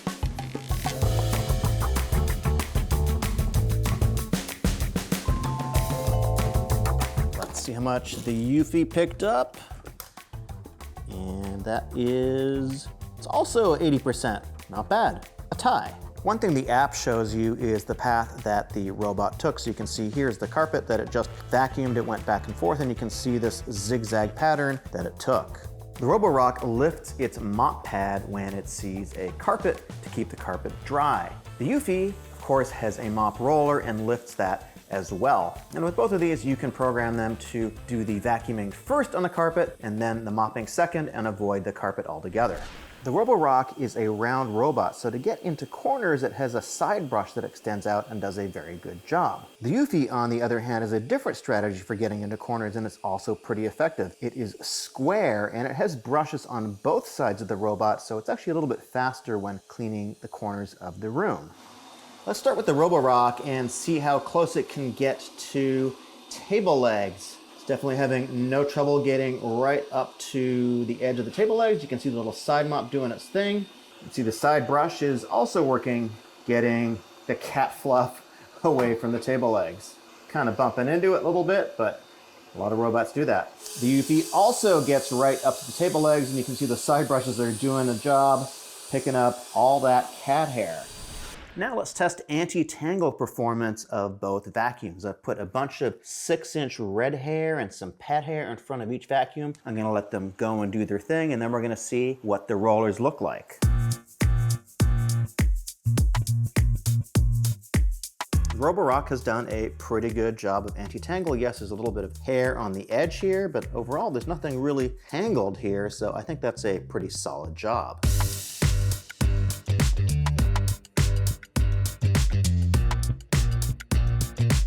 All right, let's take a look. Now, also pretty good. A little bit of red hair here, but that's normal. I don't think any robot's gonna be perfect, so I think they both do a pretty solid job of anti-tangle. Now let's take a look at the differences in the base stations. The Roborock has a more conventional design. You've got 2 water tanks. You've got a dirty water tank and a clean water tank. And you can see the clean water tank is quite a bit smaller than the one on the eufy. Also with the eufy, you can see exactly how much water you have. You don't need to lift it up and take a look. But that's not where the differences end. On the eufy, it ozonates the water prior to going out for a mopping run. In fact, it's doing it right now. And what that does is it kills up to 99.99% of the bacteria that can form in the water. So you're putting clean water on your floor to start off with. And if you don't like germs and bacteria, or you got somebody in your house with a little bit of sensitivity, this is definitely something that you want to consider. Another thing that I like about the eufy is that I don't need to bend over to pick up the water tank. I can do it basically from just standing up. Same when I need to empty the dirty water tank. And if you care about the aesthetics, the design of your base station, I think the eufy just looks a little bit more interesting than the Roborock, although that is entirely subjective. The eufy has a screen on top, whereas the Roborock doesn't, and it can tell you exactly what it is doing right now. And you can also send the robot back to the base station just by hitting the home button here. You can start your mopping, and you can look at different pages. Both of these robots have automatic dust collection capabilities, so when the robot docks with the base station, the dust goes into this bag over here. And on the eufy, the dust bag is hidden inside here. They also both have the capability to use a special detergent to clean the mop. They both use hot air to dry the mop pads. I can actually feel the heat on this mop pad right here as it's drying. This seems to be a little bit cooler. I'm not quite sure why that is, but it does use hot air drying. Another difference is that this little edge mop over here does not come off easily. It requires a screwdriver to take it off, so if you want to clean it, you need a screwdriver. Now let's talk about obstacle avoidance and obstacle recognition. Now my cat just wandered through the set. Both of these should be pretty good at detecting pets, but what about things like shoes, socks, a remote control, a power cord, a shirt, and even some fake pet poop? Now both of these robots use AI and RGB cameras, but there are some differences. The camera on the Eufy S1 Pro is more high resolution. It can see up to 300,000 voxels, as they call it, compared to the competition, which can typically see about 400. And a voxel is a stereo pixel. The eufy creates a 3D map of your home using two different technologies, LiDAR, which is lasers, and infrared imaging, so it can actually see the objects in 3D a little bit like your eyes can see them. The eufy is continuously mapping your room, and it creates a dynamic plan based on what it's seeing in your room. But let's see how the performance is on our obstacle course. Roborock is definitely having a little bit of trouble with the shirt, and it is pushing the shirt dangerously close to the fake pet poop. That makes me a little bit nervous. It also has a little bit of trouble with the remote control, and it pushed it right onto the USB cable. Overall, it seems to be a little bit tentative about what it's doing. The Roborock spent about 7 minutes cleaning up this space in this obstacle course. Quick reset of the obstacle course. Let's see how the eufy does. Now, it did bump into the remote control and the shoe a little bit, although those are sort of low consequence objects. It made a pretty wide berth around the fake pet poop and also the shirt. And you can see it identified those objects in the app. The eufy was definitely faster. It took under 4 minutes to do the same job, and it seemed a lot more confident. Now, eufy is an independent company within Anker, and Anker is a pretty large company. They make power cords, they make USB bricks, things like that. You've probably used them. I think they're pretty high quality. I've been buying them for years. And to make the eufy S1 Pro, they brought in some engineers from DJI, which is a famous drone manufacturer. And the S1 Pro has really pushed them into the flagship robot manufacturing game, I think. Now, they have dozens of patents on the S1 Pro, and I've actually used both of these robots in my home for several months running, and I think they're both really, really good robot vacuums. Now, I showed you a lot of information in this video so you can make your own decisions, but I want to point out that I think the eufy is just simply better at mopping performance. The self-cleaning mop roll is able to use a lot of water, and because you've got a larger surface, it does a better job of mopping overall. And you can see that when I did the pickup test with all the goop on the floor, it did it in less passes and it left less residue on the floor itself. To me, that's a big deal. I think it's a little bit better at obstacle avoidance. And overall, I think it is the best mopping robot that I have tested yet. It is very good, and it is definitely better in this regard than the Roborock. It also has the ozone generator on board, which cleans the water and kills the bacteria before you start mopping. Pickup is pretty equivalent between the two of them. I think I'm gonna give the slight edge to the Roborock for getting into corners. However, the eufy does a very good job there too with its two side brushes. The eufy S1 Pro is actually less expensive than the Roborock. I just spent the last week with the eufy S1 Pro mopping robot vacuum, and it's now my personal pick for top mopping robot. Let me tell you why. First, the mop cleans itself while it's mopping. That's a first for any robot. And the mopping system is completely unique. Second, this is the only robot with an ozone generator which helps sterilize the water. And that's another first. Third, it's just faster at mopping my house than other robots, but those aren't the only reasons why I like it. No, you see, the biggest reason why I'm choosing the eufy S1 as my personal home mopping robot is the obstacle avoidance and navigation. Eufy is sponsoring this video, but as usual, I'm being completely transparent and showing you everything. The dreame X40 Ultra is my current robot, and I think it's excellent. But I think this eufy S1 has some advantages that matter to me at least. Most of the robots have a vibrating pad or spinning mop pad, but the eufy S1 Pro is a little different. It's got a mopping roller. They call it the Always Clean Mop, and it's 11.4 inches wide. That's the longest of any mopping robot, and that means it's got more surface area and more contact patch to clean with every pass. If you do need to clean it, it comes out pretty easily. It rotates at 170 RPM and it scrapes away any messes it picks up as it's mopping. And then it wets the mop with sterilized water and cleaning solution.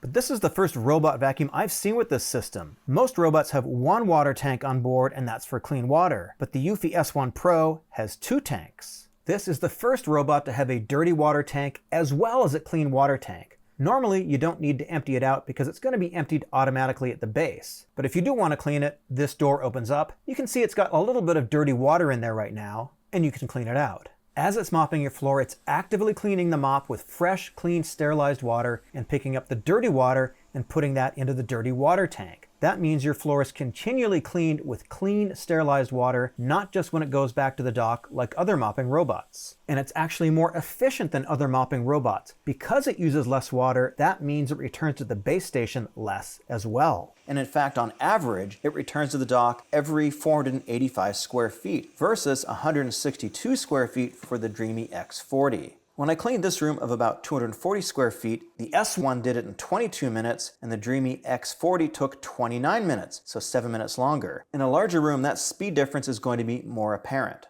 I sent the Eufy S1 and the dreame to clean up about the same amount of coffee, and then as soon as they were done, I flipped them over to look at the pads. So the stall with the spinning mop pads, you can see they're a little bit dirty. However, looking at the Eufy here, you can see that the roller is actually pretty clean. That's because the dirty water goes into this dirty reservoir tank and it's cleaning the mop roll as it's going. So how does the mop work in real life? Well, it starts with a downward pressure of about 1 kilogram, which is about 2.2 pounds. So that's gonna help it clean things up just a little bit better. The mop width is quite wide, so it doesn't have to do a lot of passes to get your entire room. It is almost a foot wide of mopping in one pass. To see how effective the mop roller system is, I've got a coffee stain that's been dried for about 48 hours. And I set the Eufy to maximum water flow. You can see it had no trouble cleaning up the stain with just a couple passes. Now, before it goes back to the base station, I want to check out the roller and see if it is chocolatey or coffee covered, and seems to be pretty clean. The Eufy S1 has 8,000 pascals of suction. Let's see how it does on our 2 pickup tests. First, let's test it on carpet.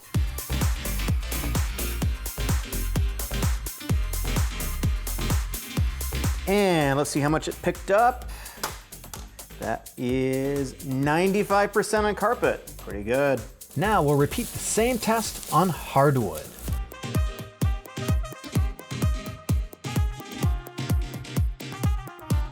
And let's see how much it picked up. That is 100%. Good score. The brush roll is pretty easy to clean. It pops out like this, and it is anti-tangle. But we're gonna test that with a little bit of longer blue hair and a little bit of cat hair. Let's see how it does.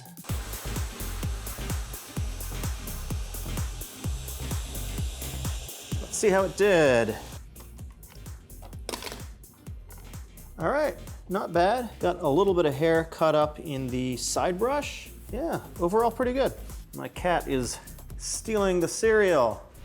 This is the Uniclean all-in-one base station, and it has a different design than a lot of other competing robots which look kind of industrial. This has a more sleek, thin, tall aesthetic, and there's a reason why it's actually tall. I'll get to that in a second. But let's talk about the functionality. When your robot returns from cleaning, it will auto-empty the onboard container into this bag. It will also empty the dirty water into this container. Then the mops will be cleaned with a high pressure wash, and afterwards they are dried with 55 degrees Celsius hot air, and that stops odors from developing. It charges in about 4 hours, and then before the robot goes out for another mopping run, this ozone generator will infuse the water with ozone, and that reduces bacteria and germs up to 99.9%. It will also automatically dispense cleaning fluid. It has a high resolution display where you can start the vacuum process with just one press. Start cleaning.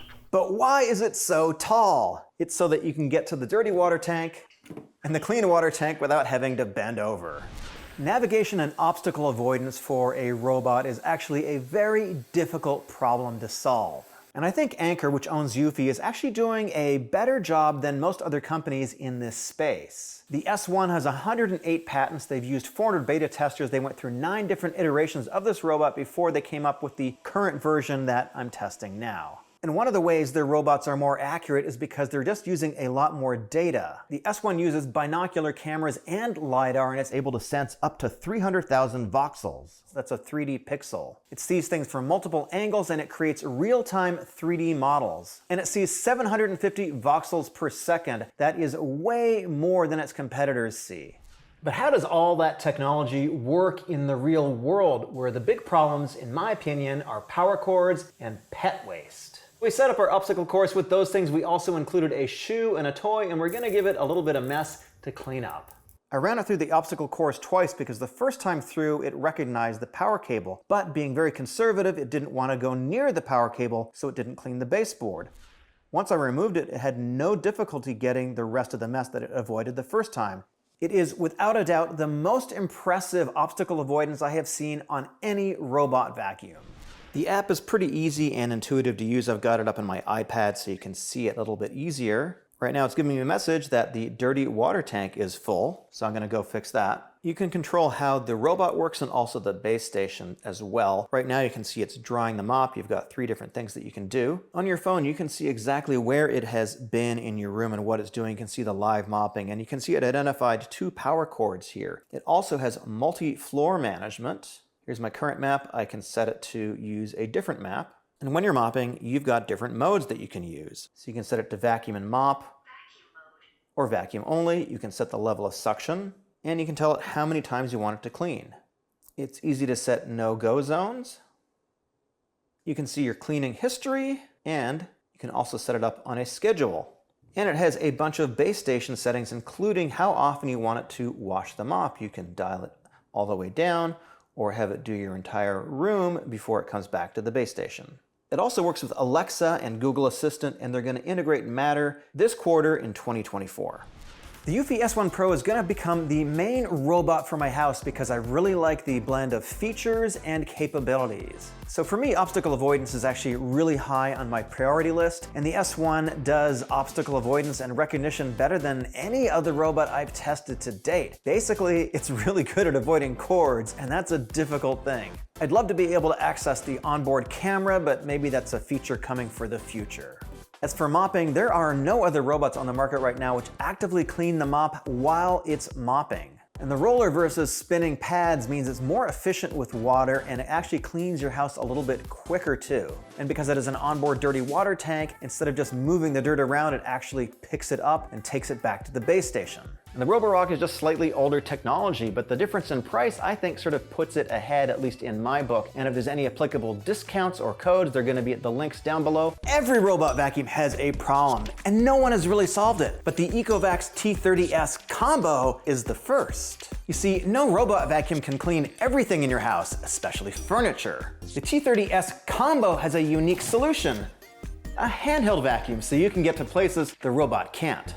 And it's part of a family of robots. The T30 Omni, without the combo, comes without the handheld vacuum. It's got the same robot, but it's at a lower price. The sponsor of today's video is Ecovacs, and if you got pets, I got something to show you. Now, a lot of robot vacuums have a problem in that they get tangles in the brush roll. This is an old school brush roll. You just have to do more maintenance. You need to clean it more often. And here's where the T30 Combo does things a little bit differently than other robots. It has something called zero tangle technology. Here's how it works. It has a V-shaped spiral roller brush with anti-static bristles, and these help reduce static while it is off vacuuming. And it helps hair not stick to these rollers. And inside, you've got this dual comb design, and these are staggered. These are higher, these are lower. So there's no blades, there's no cutting, and altogether, this is designed to help remove hair from the brush roll. And this chamber helps move hair and dust into here, and it has 11,000 pascals of suction that's designed to keep the hair moving into the robot. We got some 10-inch long hair, and we got some head hair. Let's see how it does.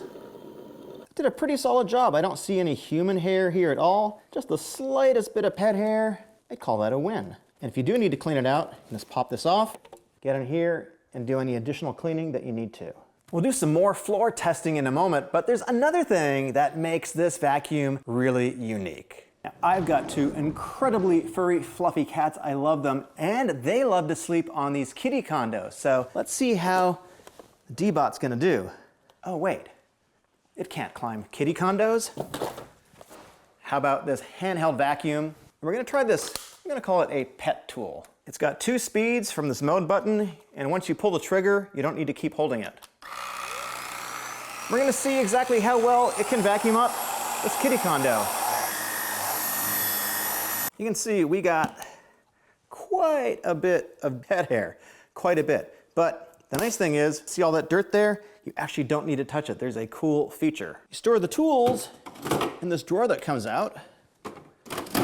That's not the cool feature. What is cool is that the T30 robot and hand vac are self-emptying. When the robot returns to the dock, it will empty the dirt it collected. And then when you're done with the hand vac, put it in here. This allows you to not touch the dust at all. Hit this button and it automatically empties the dust bin. All the hair from the hand vac and the main robot vacuum ends up in this bag, so you don't ever need to touch the dirt, and if you got allergies, that's a big deal. So this crevice tool is really great for doing dimpled sofas like I got.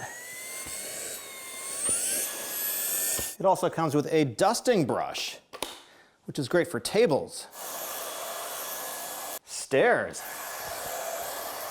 closet tracks, end tables, and maybe your cats. Okay, maybe not your cats. I'm sorry, Saturn. Ooh, fluffy boy. If you got some cute pets like that, you're always thinking about dust on your floors, and what's a great way to pick up dust is through mopping. The T30S Combo has a pretty unique trick. A third thing that makes the T30S different is the way that it cleans the edges of your floors. A lot of robots don't get that close to the edges, some are not that good with corners, and a lot of them don't have mops that extend. And the ones that do sometimes only have 2 different positions, in or out. And so that means sometimes spots can be missed. The T30S does things a little bit differently. It has this long brush which can extend into corners, but also this mop doesn't just have 2 positions, it can extend infinitely in between these 2 positions, so it can basically adapt to your floor surface. I put some cereal down at the edge, kind of curious to see how it's gonna do. After a couple passes, it seemed to do a pretty decent job of cleaning up the cereal and mopping the floor right to the edge. Now let's see how well it gets into corners. Going into the corner, you can see the brush extends pretty far into it, and then when it goes around the corners, you can see the mop adapts and hugs the wall. Pretty cool. It can also get really close to table legs and chair legs, so you don't need to move them, you can let it do the work for you. So you can see how the mop dynamically adapts the distance from the table leg, and using the dusting brush on the side to really do a super close job of cleaning. Now, all that cleaning is great, but after cleaning, this is where the magic happens. Let me explain. For the most part, this is the only thing you need to interact with. This is the all-in-one Omni base. You've got a clean water tank. You've got a dirty water tank. Every few months, you replace this bag. It washes the mop with 70°C water, and that is proven to clean the mop pads better than cold water. Let's try it. I'm gonna put a little soy sauce on the mop pads and see how well it cleans. Let's put some on this one too. Oops. All right, that's kind of a lot. Let's see how that works. Start washing the mopping pads. It is washing the mop pads. Give it a couple minutes and we'll check it out. And because we put so much soy sauce in there, I'm gonna set it to deep wash, so that means it's going to wash the mopping pads a little bit longer. Let's see how it did. That seemed to do a pretty decent job. Both of these mop pads look pretty clean. And if you want to do additional cleaning, you can just take them off and then throw this in the washing machine. When it's done washing the mops, it's going to self-dry with hot air. You can set it for how long you want it to do that. And if you're feeling super lazy or just don't have the app with you, you can just press this button and it's going to start auto-cleaning everything. If you remember my Ecovacs T20 Omni video, this was about right up to here, but this is apparently 17% shorter, so more fashion. Now we need to talk about cleaning performance. Ecovacs says that the T30S has 11,000 pascals of suction. And you know what? That's pretty much the top end of what robot vacuums have today. The older version, the T20S, had about 6,000 pascals. So this is almost double. So let's put it to the test and see how much it can pick up. We measured out 20 grams of sand, cereal, and sprinkles. We set it to maximum suction, multiple passes, and we're gonna be mopping at the same time. Let's see what we got. That is 100%. You can look at it here, a little bit over there, but it picked up everything visibly, and it hasn't even done the mopping run. So let's do that next. And the same test on carpet. Wow, looking at the carpet, it's incredible. I really don't see any dirt left over here at all. Let's see how much it actually picked up. Wow, it actually got 100% of the dirt that I dumped on the carpet. That is incredible. Now, one of the questions we need to find out is how well does it avoid obstacles? It actually uses two separate technologies. They call it True Detect. You've got an infrared camera over here, and then you've got the spinning thing up here, which looks like a UFO, but actually it's 3D structured light. That means it's using a couple lasers to map out the room and also detect obstacles. It has cliff sensors underneath it, so it's never going to fall off your stairs. That's kind of cool. Let's see how it does on our obstacle course. It's coming up on the cat and the remote control, having no trouble at all finding that. He is pretty big and pretty fluffy. No problem with the mouse. And we have a cat attack. And well, the mouse kind of got stuck in there, but I think the cat pushed the mouse into the robot. That doesn't count. Now it's coming up on my shoe, and you can see the brush is actually getting underneath the shoe. It's getting really close to it. So it sees it, and it's doing a pretty good job of just cleaning up around the shoe. Cat is looking on in amusement, and there's another cat toy, and it touches it, but it sees it, and it is working around it. I'd call that a pretty successful obstacle course, even if we did have a mid-course attack from the cat. There are multiple different ways to control the robot. Starting with this bar, you can just kick it with your foot, and it's gonna start vacuuming the house. You can also control it with your voice. Okay, Yiko, start vacuuming. It's also got a very powerful map that you can really use to customize your cleaning. You can set multiple floors on your home, up to 3 floors. You can customize the kind of cleaning you want to do, like vacuum only, mop after vacuum. You can control the water rate, the number of passes, and even how quiet it is. And using AI technology, it can automatically figure out what parts of your home are dirty and then do multiple passes as needed and kind of customize the cleaning for the particular situation that's going on in your home with this button. It's called Smart Cleaning Mode. And one of the coolest way to control it is you just place it where you want, hit this button over here, and it's gonna clean the zone.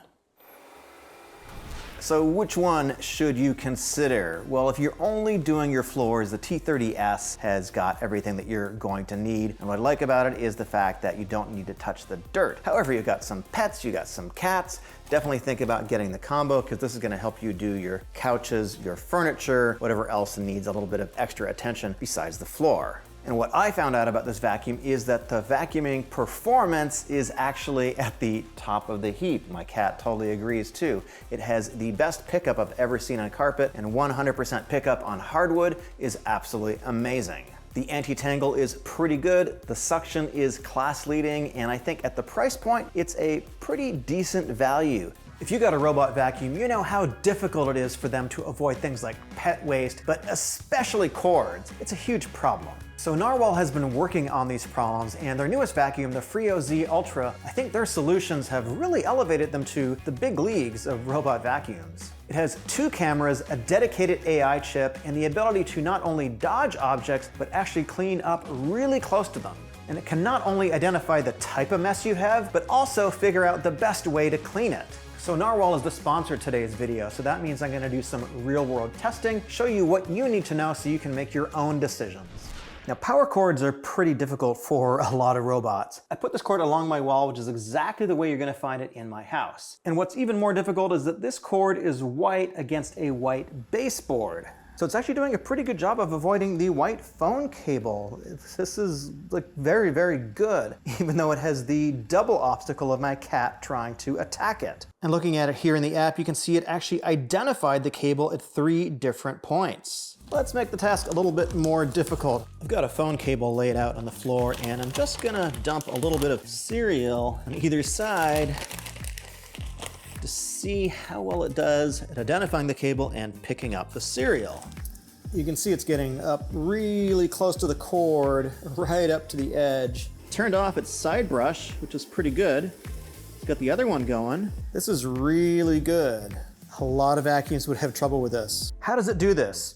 It's got 2 RGB cameras instead of most robot vacuums which have just 1. Also, both of these cameras are high definition. They're 1600 by 1200. Most robot cameras have about 480 pixels, so this is 4 times the resolution. Next, it's able to see objects at the millimeter level instead of the centimeter level. And because it has 2 cameras, it's able to see objects in stereo vision, so it can see depth and it can see color better to identify the objects. So that is a lot of talk about tech, but what does that actually mean in the real world? The Freo Z has a technology called Twin Dodge AI, and it can identify over 120 objects like socks, toys, plastic bags, and even fake pet poop. In our obstacle avoidance test, you can see it is successful at avoiding objects, but getting super close up to them. It's supposed to give fake pet poop a 70 millimeter berth without actually touching it, and everything else is supposed to get up to about 1 centimeter, which is right up to it. The AI object recognition takes place on the robot itself, and you can see it identified the fake pet poop here. It does identify pets, and it also identifies pets that want to attack it and avoid them for self-preservation. My cat Saturn makes it very, very difficult because my cat Saturn is a trained robot assassin. Remember, cats rule the house, robots are second-class citizens, and humans were just like third or something. At least that's what the robot told me. It does a really good job with table legs and getting close to the edges of them. We put some cat hair down here where it tends to collect, did some mopping and some vacuuming, and you can see the brush tends to get right up next to the legs, and so does the mop. The Freo Z Ultra is a mopping robot. Let's look at the bottom of it here. So we've got 2 spinning mop pads, but they're different. They're not round, but they're actually triangular, and so the idea is when they rotate, they have more contact area right in the middle, which should leave less streaks on your floor. They also pop in and out really easily. And these can adapt the pressure for different floor types to optimize the mopping. It's got a zero tangle brush roll, which is a very unique design compared to some other robots. You can see it's only connected on one side. It's floating. If you pop it out, you can see some of the cereal we collected in there, but this is zero tangle. And so the idea is as this is spinning, it moves the hair along here and moves it into here and into the storage container. This has 12,000 pascals of suction, which is right at the upper end for any mopping robot. And then you've also got 2 side brushes here, which can function independently. These mop pads can lift up to 12 millimeters on carpet, and this can increase or decrease suction automatically depending on what is found on your floor. This is the waistband, and it's actually kind of clever. It comes in 2 parts. So this pops out. So you got a filter over here, and then this 2-piece dust bin, which right now is kind of full of cereal. Let's test the zero tangle roller. I've laid down some long hair, some pet hair, and also just a little bit of cereal to see how it does under these kind of difficult circumstances.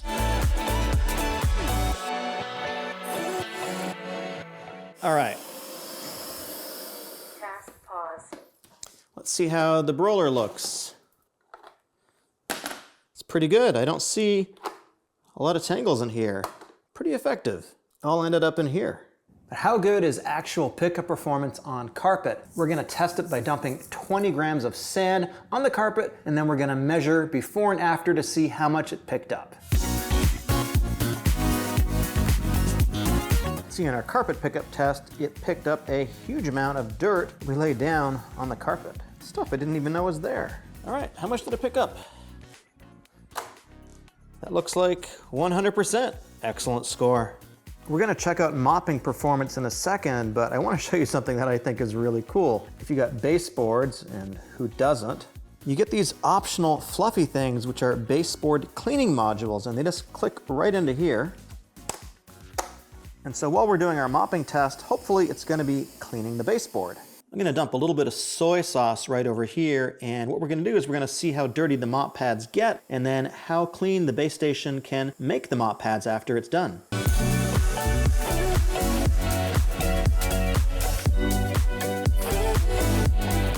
See how dirty the mop pads are. All right, that's how dirty they are now. Let's let it do its cleaning.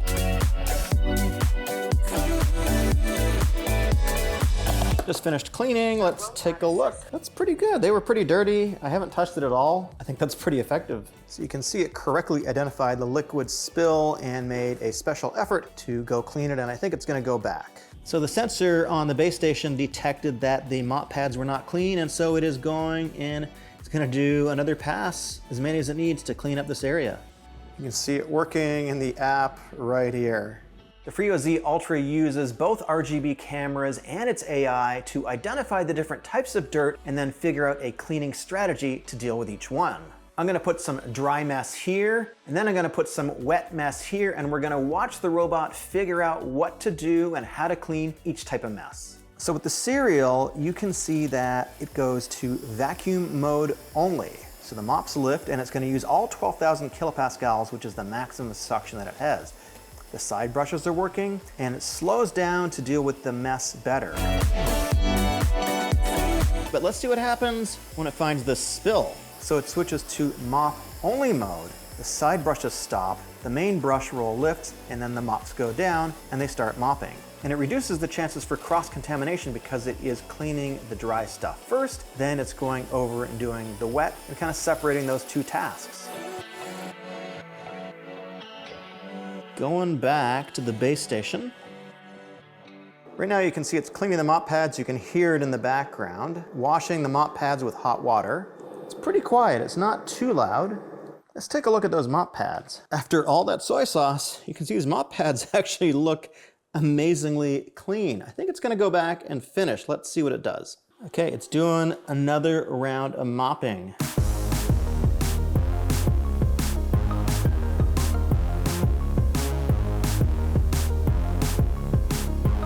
Okay, you can see it's washing the mop pads, and it says down there on the bottom right that it is 20% done with this whole project. And now it looks like it's just gonna clean up the rest of the space.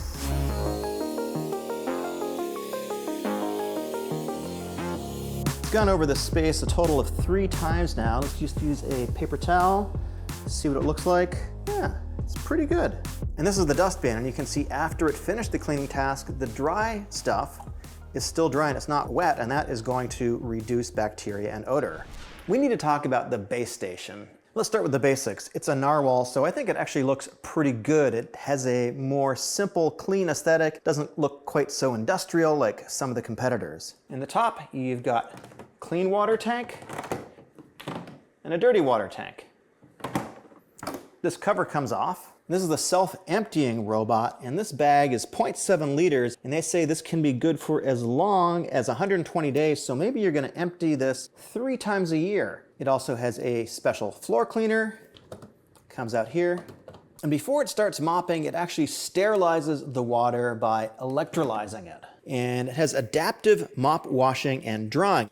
There's a sensor in here that identifies the kind of mess that you've got. So it'll change the water temperature to clean it from anywhere from 113 degrees to 140 degrees Fahrenheit, depending on the mess. After it's cleaned the mop pads, when it's drying, it goes from 104 degrees all the way up to 167 degrees to help kill any bacteria on the mop pads. And the idea is to optimize the temperature to help clean the mop pads the best. It's also got a display on top, so you can send it home, you can lock it, you can start and stop it, and then you can send it out on doing a mop run or a cleaning run. The whole concept is that this base station and the robot itself are very low maintenance, so you don't really need to do a lot other than add clean water and empty out the dirty water tank every now and then. A lot of vacuums get really loud when they are emptying their waste into the base station. Measured at about 6 feet, the Narwal, on the other hand, basically sits at 71 dB with just a tiny spike up to 74. It is noticeably quieter than a lot of other robot vacuums. And he likes it too. The app offers a lot of customization. Now you can actually see what the robot is doing in real time. Right now it is over there and it is mopping. I set it to go back and forth. You can see a couple different views of your room. Right now it's in 2D, I can switch it to 3D. You can edit the maps, you can give it names, you can set up no-go zones. You can adjust the Freo mode, which is sort of the AI portion of it, to tell it how often you want it to mop. Smart mode, my cat loves it, edge mode, always, etc. It has many different options for vacuum and mop, vacuum then mop, vacuum, or mop only. And within each of these, you can have it use Freo mode, which is going to automatically determine the best cleaning strategy, or you can set it up yourself. So you can say what the suction power is going to be, how much water you want to use, standard or meticulous cleaning, and even how many times it's going to go over and mop. Or like I said before, just let it decide on its own. You can access the camera in this. You got to use a password. So you can check in on your pets if you want, but by default, video is not enabled. You need to explicitly enable it, and also the ability to take photographs of different objects in your house so it can identify them. That is also turned off. So you need to explicitly turn these things on. If you don't turn them on, no big deal. The robot is still going to work perfectly fine. The Narwal Freo Z Ultra is definitely one of the top mopping robots that I have tested. Narwal absolutely brought their A game to this party, and this is a flagship robot. If there's any applicable discounts or discount codes, they're gonna be down below, and there's another great mopping robot video right over here. This is the brand new Narwal Freo X Ultra. Narwal is sponsoring this video, and they say that it is the most innovative robot vacuum cleaner they've ever made. It has 8,200 pascals of suction. It can detect where your floor is dirty and go mop it over and over until it's clean, and it has an actual zero anti-tangle brush roll. Now these are some very big claims, so of course we need to test them. Links are down below, including any applicable discount codes and special offers. Let's start with the zero tangle brush. Nearly every robot vacuum that I have tested has gotten hair tangled up in the roller. Narwal says they have a solution to this that is actually going to be completely tangle-free. They've got this floating design where the brush is only attached to one side. It's kind of floating. And you can see we have alternating bristles and sort of soft silicone style pads. In this conical shape, they say it's going to push all of the hair into here and stop the tangles. We're going to have to try this out in just a minute. I've just put a ridiculous amount of hair on this carpet. I've got cat hair, I've got dog hair, I've got some 6-inch human style hair, I've got some longer hair, and what I'm going to do is I'm just going to smush it into the carpet, and then we're going to see exactly how anti-tangle the Narwal really is. Okay, just finished vacuuming the carpet. Let's see how much tangles are on here. Absolutely none at all. That is incredible. That is absolutely the best anti-tangle system I've ever seen in any robot vacuum. Now this is a competing vacuum, and you can see that the hair definitely can get tangled up on the roller and sometimes around the ends of it also. It also has 2 edge brushes to keep your baseboards clean. Narwal says that the Freo X Ultra is ultra low maintenance, and the anti-tangle brush roll definitely is a part of that, but there's some other features we're gonna look at too. But first, we're gonna look at pickup performance. We dumped a set amount of sand onto hardwood, and then we sent the Narwal out to see how much you could pick up using maximum suction. And it picked up 95% of the sand we put on the floor. That's a very high score for any robot vacuum. So now let's try it on carpet. We used the same amount of sand, we ground it in a little bit for good measure, and then we sent it out, and this time it picked up about 72% of the sand we left. It's a more difficult test, but still a very good score for a robot cleaner. Of course, sand isn't the only thing you need to clean up, so we set up an obstacle course. For obstacle avoidance and navigation, most robot vacuums use a single laser. The Narwal has got 3. You've got one on top to identify larger objects like shoes and toys. You've got a laser in front to identify lower facing objects. It helps it move around objects and get super close to them. Let's see how close it can get. We've set up a bit of an obstacle course to see how well it navigates while it's vacuuming up. So we got a shoe, we got a remote control, we got a drink bottle, and hopefully it's going to vacuum up this coffee, cereal, pet hair, and 6-inch human hair, and a little bit of sand. Let's see how it does. See how it does with the drink bottle. Very good.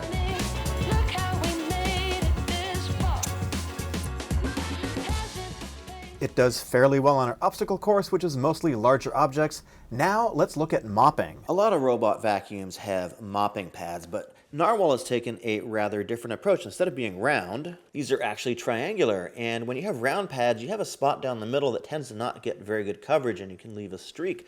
But these are triangular, and so as they're moving and rotating, you can see there's always contact between the 2 pads, and that means you're not going to have any streaks down the middle, and this increases the contact patch of the whole pad system. What also makes these pads different is that they are made of microfiber, and they're designed to hold 2 times the water of a regular pad. And when you want to wash them, just peel this off, throw this in the washing machine. And these are magnetic, so when you're done, these just pop right back on like that.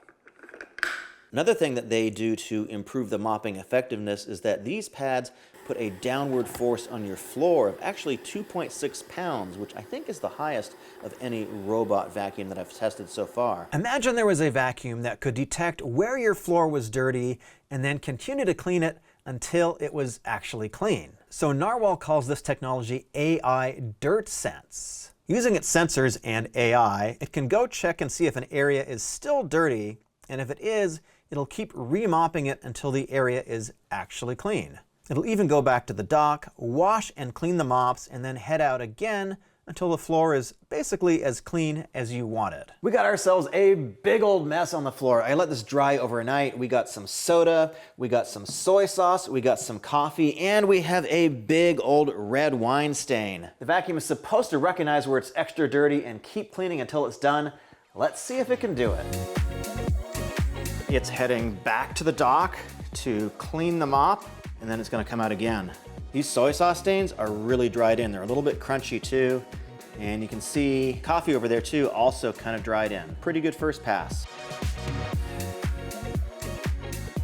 It did take a couple passes, but it's now back cleaning itself at the docking station, and you can see that my floor is completely clean. None of those stains are left. So what we're gonna do is we're gonna put a little bit of soy sauce on here, and we're gonna see just exactly how effective the cleaning is after we send it back to the dock.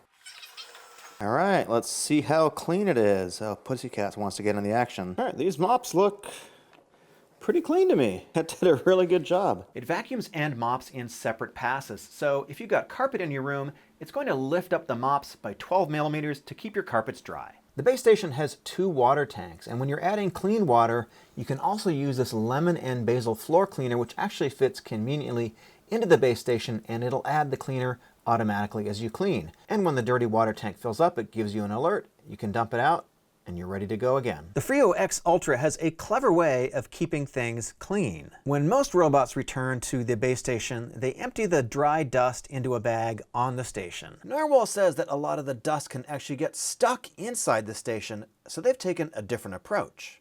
The Freo X Ultra stores the dirt and dust inside a bag on the robot, and then it compresses it after doing a cleaning cycle. They say you can go about 7 weeks without having to dispose the bag. But if you don't like the idea of replaceable bags, Narwal has got a standard container that you can take out of the robot and empty it out. One of the biggest complaints I see in social media is that while a robot might be good, the app doesn't work well. The Freo X Ultra gives you multiple options to vacuum your room. You can mop and then vacuum and then mop, and so forth. The app is pretty responsive, and it's pretty easy to set a specific cleaning area in your home. I can set it over here, go vacuum the carpet, and then hit this button. While it's mopping, you can see exactly where the robot is and track its progress. And when it's done, you can see it return to the base station, and it is now washing the mop. You can set up a new scheduled cleaning task any day of the week. You can tell it what room to mop, if you want it to mop and vacuum, and so forth. If you've got a multi-story house like I do, you can set it up so that you can have a separate map for each level, and it's pretty easy to set up no-go zones. And you can customize how it's going to clean for you with how many times it's going to mop,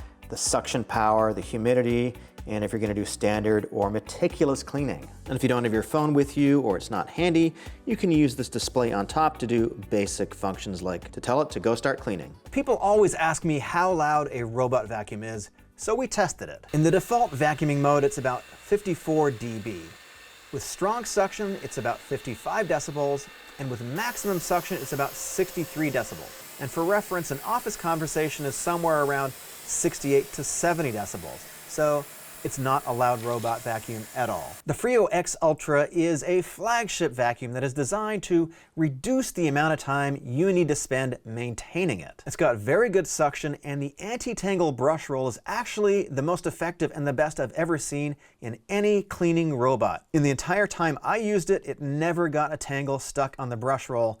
That's actually pretty impressive. The mopping is pretty effective. It uses a lot of water, and with the dual rotating triangular mopping pads, it does a really good job at day-to-day mopping. This one definitely, you can see it's seeing it a little bit here and there, just a straight line there. Yeah, it's that little straight Yeah. line. Oh, Yeah, right there. right there. Oh, very good. I'm at the Consumer Electronics Show in Las Vegas with the Matic robot vacuum. And Matic is taking a very different approach to robot vacuums. And just so that you know, this video is not sponsored. And I mean, it is different, unlike anything I've ever seen before. Now, it's designed and built in California by two ex-Google engineers who also worked at Nest. And one of the problems I see with robot vacuums is really poor obstacle avoidance. Now, most robots don't see things like cords, shoelaces, or even people. And it's really easy for a robot to get tangled up in a cord or shoelaces. And another big issue with robot vacuums is that the software just doesn't work very well a lot of the time. Matic is solving these issues by creating a robot vacuum from the ground up. It doesn't even look like most robot vacuums. It's more like Wall-E than the rather generic robot disc that we're used to seeing.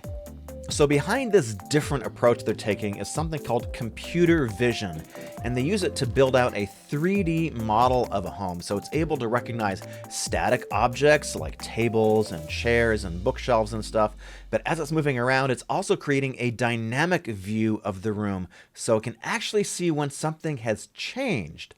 So if you're standing in a spot and it wants to clean, but then you move, it'll recognize that you moved, and then it'll go clean that space. So now it's gonna come halfway. It says, nope, there's someone here. I'm gonna flip.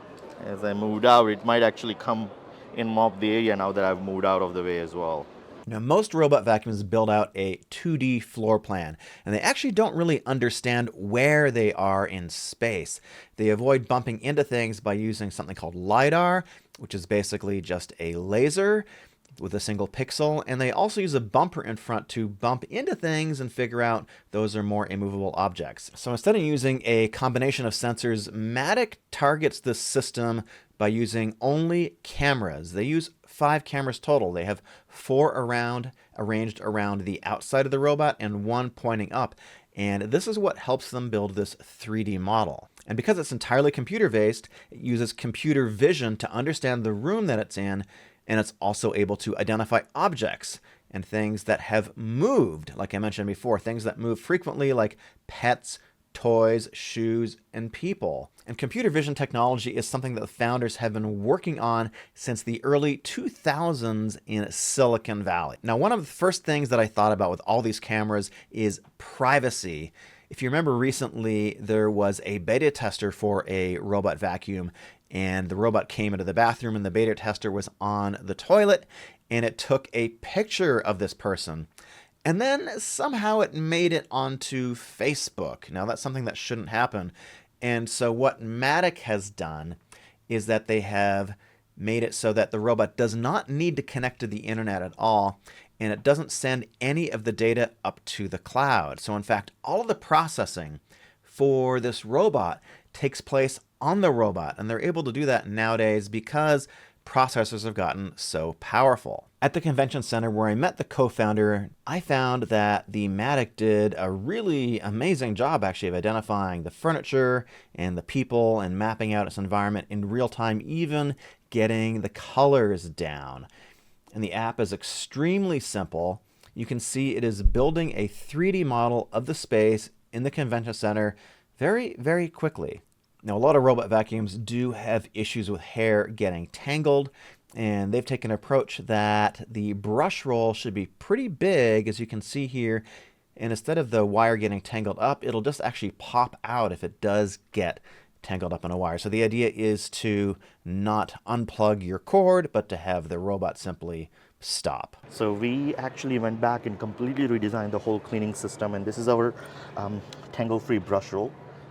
This is completely redesigned to work on all kinds of surfaces. It has it's a 3D printed still specifically, and it very easily comes out. Now, it's got a very large microfiber brush roll, bigger than most other robots that I've seen. Now, one of the coolest things about the Matic that I've ever seen is the way you can interact with it in a natural way. So here, Mehul talks to it and points to a specific spot in a noisy environment and tells it to go mop there. Hey Matic, clean this. So now it says planning, And sure enough, it's going to the location and says, I'm going to clean this. So you just talked to it and pointed to the floor and said, clean this. Pointed and finger. And it went there. That's exactly right. And now it's going to begin cleaning that area that I just pointed to. And eventually we wanted to do actual dirt detection. So not only you point to that location, but we'll go there and say, hey, let me see the dirt. Let me see if I can find it and just clean that.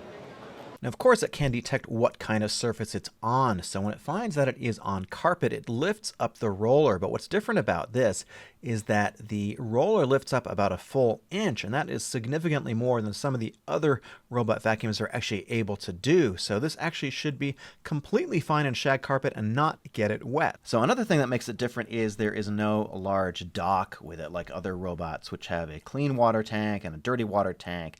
And they say that the whole concept behind this is that if you leave the dirty water tank sitting there, it can smell bad after a few days. So instead, everything takes place on the robot itself. So you add clean water into a bin, and as it's vacuuming, you can vacuum up wet messes and dry messes, and everything goes into a single HEPA bag that they've redesigned, they say, and they put in diaper salt so that it actually doesn't smell. It should be able to go roughly a week with wet vacuuming and a little bit longer purely with dry vacuuming. And then you just take the bag out and you throw it away. You might have noticed that robot vacuums have gotten really expensive lately, but today we're going to talk about a robot that has good suction, anti-tangle technology, and obstacle avoidance for a third or even a quarter of the price of the flagship robots. The Eureka E20 Plus promises all those things and even a little bit more for a price just under $500. Eureka is the sponsor of today's video, so that means we're going to test the features and performance and show you how it works so you got enough information to make your own buying decision.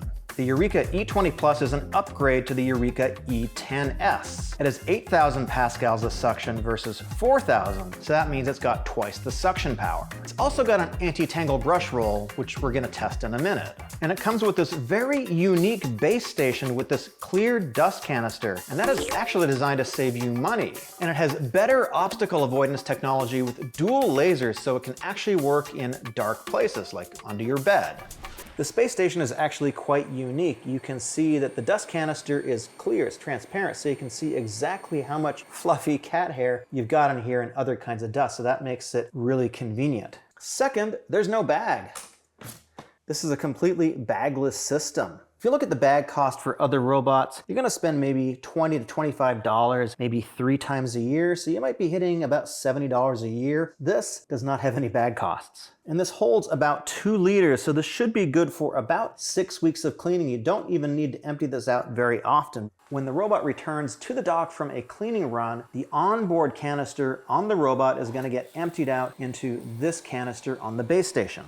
And it has a lot of power. It actually has multiple cyclones to suck the dirt out of the robot. You don't need to really do anything other than add some water to the robot to make sure that you're getting good mopping performance. So there is a little bit of maintenance that you need to do every now and then. You got 2 filters in here. Got this foam filter, and then you've got the cyclone filter. So you need to wash the foam filter and the cyclone filter and let it dry for about 24 hours before you can start using it again. So instead of spending money on bags, you do need to clean it every now and then to maintain the performance. That's actually really important. When the canister is full and you need to empty it, just unlock it with the switch and pull up the handle. You can also use this handle to move the base station around your house really easily. It's not very heavy. Just make sure it's in the locked position, pick it up, and you can move the whole base station. It's pretty easy to empty the dust bin. You just press this button, everything drops out. Let's look at the underside of the Eureka. First off, we've got 2 side brushes. That's typically a feature you see in a little bit more expensive robots. The center brush roll pops out like this, and it's made of a silicone style material. So instead of having bristles, this shouldn't get cat hair, dog hair, all kind of tangled up in it. I find these styles of brush rolls are actually pretty good at anti-tangle, but we're gonna test that. You also get this brush so you can clean it off, and if you do get tangles, this side has a little tiny blade to get the hair off. Then down here, you have the mopping pad. It comes out like this. So when you need to wash it, it's pretty easy to get out. In fact, you get 3 of them, so you can flip back and forth between them. On the top, you've got the obstacle detection system in here with 2 lasers. You've got an on-off button, you've got a home button, and a button that you can tell the robot to go mop a specific area. Here you've got container, which has a water tank. So you pop this open to add water right in here. And this is auto emptying. This is gonna auto empty at the dock, but if you do need to get in here, this just pops out like this. You can see there's a little bit of water in here, but it's actually not mixing in with the dirt. This is a separate piece. And you got a couple filters in here. So you got this filter here, which you should clean every 30 days or so. And then you've got a mesh filter. Now let's test the pickup performance. Some of the more affordable robots don't have that much suction, but the E20 has 8,000 pascals. Some of the flagship robot vacuums from just last year had the same amount of suction, and that means it's almost twice as high as the Eureka E10S. So if you value suction power, the E20 is the better choice. Now the E20 is a mopping robot, so let's add some water and let's do some vacuuming and mopping at the same time, which is something that it can do. And let's test it out on hardwood. So I've dumped some cat litter. So I like the crystal style, which actually is a little bit heavier than the sand style. Some cereal, some sprinkles, some popcorn, kind of heavier stuff. And with the 8,000 pascals of suction, it's doing a pretty solid job. And there it is in the waste container. At this price point, it's kind of nice to get a robot that not only vacuums, but also mops your floors. But there's another feature that's kind of nice too. When you're mopping, the E20 detects the carpet automatically, and then it can lift the mop pad 10 millimeters, which is about 1/3 of an inch. And that helps keep the carpet dry. Next, we want to test the anti-tangle capabilities. So what I've done is I've laid out some 6-inch red sort of rave hair and a bunch of dog hair, and there's a little bit of cat hair mixed in too. So let's see how it did. So that looks pretty good. Let's take a look inside. I don't see any hair on here at all. That looks pretty anti-tangle to me. You can see it just picked up all that hair. The E20 uses a 2-laser obstacle avoidance system called Detect AI. Now you typically find this type of system in more expensive robots. So let's put it up against our obstacle course. I've set it to mopping and vacuuming at the same time. You can see it does a pretty good job avoiding the pink cat toy. Now it sees the track pants. It's getting up close to the track pants, trying to do a good job sort of getting right up next to it, and it does. And it's coming around for the track pants again. It sees the shoe, gets right up against the shoe, no harm, no foul. And it sees the sock as well. Now it doesn't have cameras on board, which means that your privacy is going to be more protected, potentially, than a robot that does. And if you have stairs, it has cliff detection sensors, so it's going to avoid falling down the stairs. And even though my cat is attacking it, you can see it's doing a good job of avoiding my cat. And frankly, my cat doesn't care. He likes robots. And because of this Detect AI system, it actually works in fairly dark areas like underneath your bed. Now let's look at the app. When the robot is out on a cleaning mission, you can look in the app and see exactly where it's going and where it's been and what it's up to. You can set up multiple different robots on the Eureka app. We're going to use the E20 Plus. And I can see exactly what room the robot is in right now, and I can see it is sleeping because it is charging. So you can see its pinch and zoom. Now it's pretty easy to customize your cleaning. You hit this preferences button, and you can choose the different suction powers all the way from low to high. You can choose how much water level you're going to use from dry all the way to a lot of water. And you can also choose your mop mode. Right now I've got it set to mop down, which is going to mop while vacuuming, or you can have the mop up, which is basically going to only vacuum. And then you can automatically set it to detect when there's carpet and adjust the suction power. You can set up custom cleaning zones. So if I want to clean a specific area, I just hit that button and I can clean just this area here. And you can tell it how many times you want it to clean that area, all the way up to 3. If you got multiple floors like I do in my house, you just hit the map edit button and you can see the 2 different floors that I've got set up, and it's pretty easy to edit either of them. So I can set up a no-go zone. I can set it up right here. The robot will stay away from that area. I can set up a no mop zone, and I can set up a virtual wall so it's not going to go past this wall. You can schedule your cleaning. Create a schedule. You can set a start time, let's say 11 a.m. Do it Monday, Wednesday, Friday, and you can give it a cleaning preference. And it's also going to tell you the remaining lifetime of your accessories. So your HEPA filter, your side brush, your main brush, and your cleaning sensor. It's going to tell you if you need to clean that. And it's also going to tell you if the robot is low on water. And if you want to have it suck the dust out of the vacuum, you just hit the dust collection button.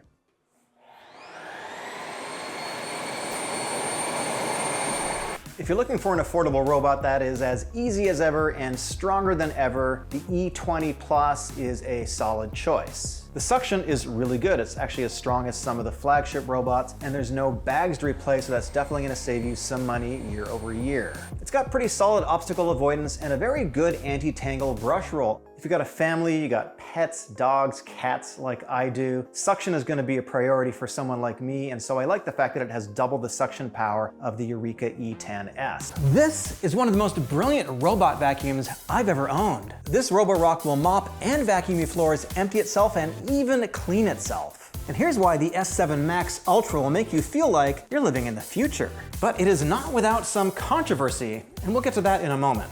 Roborock was kind enough to send me this vacuum for review, and I've got some opinions about it, and they're definitely my own. First, we've got the Rock Dock, and while its name might sound like a 70s dive bar, it actually makes your cleaning a whole lot easier. First off, it's not just a charging station, it's much more. It automatically fills up your vacuum with water. All you need to do is fill up the water tank. So when your robot returns to the dock, it'll determine what to do automatically, all based on an AI, and maybe my cat. It might empty the dirt into this tank, which has a bag, and this bag can last a few months. Next, if it's mopped enough of the floor, it backs into the dock and empties the dirt water into this tank. Next, if it's done with a session, it'll wash and clean the mop with this brush that rotates at over 700 RPM. Starting to wash the mop. And finally, the dock will clean itself, like my cat. Okay, the robot uses a roller and my cat uses his tongue. But wait, if the cleaning isn't done, it'll fill the water tank back up and head back out into your house and continue until it's done. Now, I'm convinced a time traveler came from 2099 and left this vacuum in my house. But that's just the dock. It's when the robot starts to navigate, that's when things get a little bit controversial, if you get the picture. You see, the Roborock S7 Max V Ultra had a camera, but they don't make the Max V series anymore. And that camera had some people a little concerned that a hacker might be spying on them. But you see, the camera in the S7 Max V was used for navigation, and you could live stream video. Actually, a really cool feature I use to spy on my pets. But they removed the camera from future models, and this S7 Max Ultra uses LiDAR to navigate, and it's still pretty good at detecting obstacles if they're reasonably big. It uses something they call reactive tech obstacle avoidance. Now, it's not perfect, but it is fine with toys and shoes. But if you have pet poop, maybe only use the vacuum when you're home, if you know what I mean. My friend had an unfortunate incident where he had skid marks throughout his apartment. And so far, in using it for over a week, it's never gotten stuck. And that's pretty impressive, and it certainly is a lot better than my eufy, which got stuck constantly. Let's say I wanted to clean a certain part of my room like a carpet. It has this pin and go feature on the app where all I need to do is put a pin on the app and the robot's gonna go there. You can see it went directly to the target. And you can set it to spot clean. Now, some people have said that a robot vacuum is only good if you have one level in your house, but this will actually map up to 4 levels of your home. The app is pretty powerful, and you can configure schedules, send the robot to clean specific areas, use more water, use less water. You can configure it pretty much to your needs. Now, the app is great, but I've always been a little bit skeptical of how good a robot vacuum actually is at vacuuming and mopping. We performed our pickup tests where we dumped 40 grams of sand on hardwood and then on carpet. On the hardwood, it picked up 100%, and on the carpet, it actually picked up over 100%, which is because I probably hadn't vacuumed that carpet in a while, so that's actually pretty impressive. Part of the reason is that this vacuum has 5.5 kilopascals of suction, which is actually pretty high for a robot vac. And it does a really good job with hair. I scattered some pet hair and also put some 6-inch rave hair on the floor, and you can see this red rubber brush roll did an excellent job keeping all the tangles off. It didn't get tangled at all. Again, really impressive. The edge brush does a pretty good job of cleaning up along baseboards, but it's not the top of the class. You can program it to clean the carpets first so that the mop isn't wet when it goes over the carpets. And when it encounters a carpet, it actually lifts up the mop. And what's even more clever is that when it's on the carpet, it will increase the suction to maximum, and you can also program it to do another pass at the carpet at the end of your job. This thing's pretty clever. The mop has a unique scrubbing system called VibraRise that vibrates the mop pad 3,000 times per minute, and it combines it with pressure. Now, I've always wondered how a robot vacuum can clean a floor without using much water, but in my experience, it's actually pretty effective at small, dried stains like little bits of coffee. But what I care more about is getting pet hair off the floor, and the mop really helps with that. The tank holds about 200 milliliters, which is enough for a house of about 3,000 square feet. Yes, I feel like we're living in the future, but I found out a thing that no one really talks about with robot vacuums. This is truly an amazing vacuum, but there are 4 things you need to do every 2 weeks if you want to have the thing maintain its optimal performance. First, you need to clean the water filter. It's pretty simple. Second, you need to clean the dust filter. You need to check the rubber rollers on the bottom to make sure hair isn't tangled up, and you probably want to wash out the water containers. And every couple of months you want to replace the dust bag, and probably every 6 months you want to replace the mop pad. And these are things that no one ever wants to talk about because people don't want to do any work. That's why you're buying your robot vacuum. So while they're not completely maintenance free, a little bit of maintenance every couple of weeks, I think, is a really good trade-off to keep your vacuum operating in optimal conditions. The app gives you so much power and flexibility over how you use the vacuum. You can set no-go zones. You can also set invisible walls. When you're cleaning your floor, you can define 5 different levels of suction power from quiet to max. And you can also set how much intensity of water flow you get from mild to intense. And you can set the route to be standard or faster. You can also edit the surface of your room. So if you have hardwood and you want it to go in the same direction as the hardwood so you don't get any possible scratches, you can simply edit the floor type and change the direction of the hardwood. When you want to move it to a different floor, you don't need to set the map. It's just going to automatically recognize where it is, and you can tell it to go to a specific room or a specific zone. You can have it do specific routines after meals. You can set it to clean the dining room, and of course you can have it vacuum when you're not home. Now personally, I'm not too worried about someone hacking into my S7 Max V with the camera. And that's because hackers are after valuable information. They're not interested in what I'm doing around the house. And one of the things I don't like doing around the house is cleaning, which is why I think the Roborock S7 Max Ultra is a great high-end vacuum that really takes care of a lot of that stuff for me. Thanks for nerding out with us today. Robot vacuums are incredibly expensive, but the one I'm holding in my hand is actually incredibly affordable. So my question is this any good at all? So of course we are going to test it, but I'm gonna tell you, I'm a little bit skeptical of this because most robot vacuums, especially at this really cheap price point, aren't very good at obstacle avoidance. So I don't know how well it's gonna perform. We're definitely gonna test that. We're definitely gonna test pickup because that is super important too. And I've got a lot of cats around here and there's constantly hair on the floor. So that's primarily what we're gonna be looking at. Now, OKP is sponsoring this video, but they haven't given me any talking points. They haven't told me what to say. They haven't told me anything is off limits. So we're just gonna test it and see how well this thing does. There's a lot of robots you can get at $1,800, $2,000. This is clearly not gonna perform as well as that, but if you're on a tight budget, that's what I want to know, is this really worth getting? Let's see what comes in the box. Obviously you get the robot. This is the K5 Pro. This is their flagship. This is their newest one. You also get a docking station and it has some kind of sensors in here, so it should be able to find the dock. If you look at the robot itself, you've actually got a pretty big front area here with supposedly some sensors in it. We're going to test that out.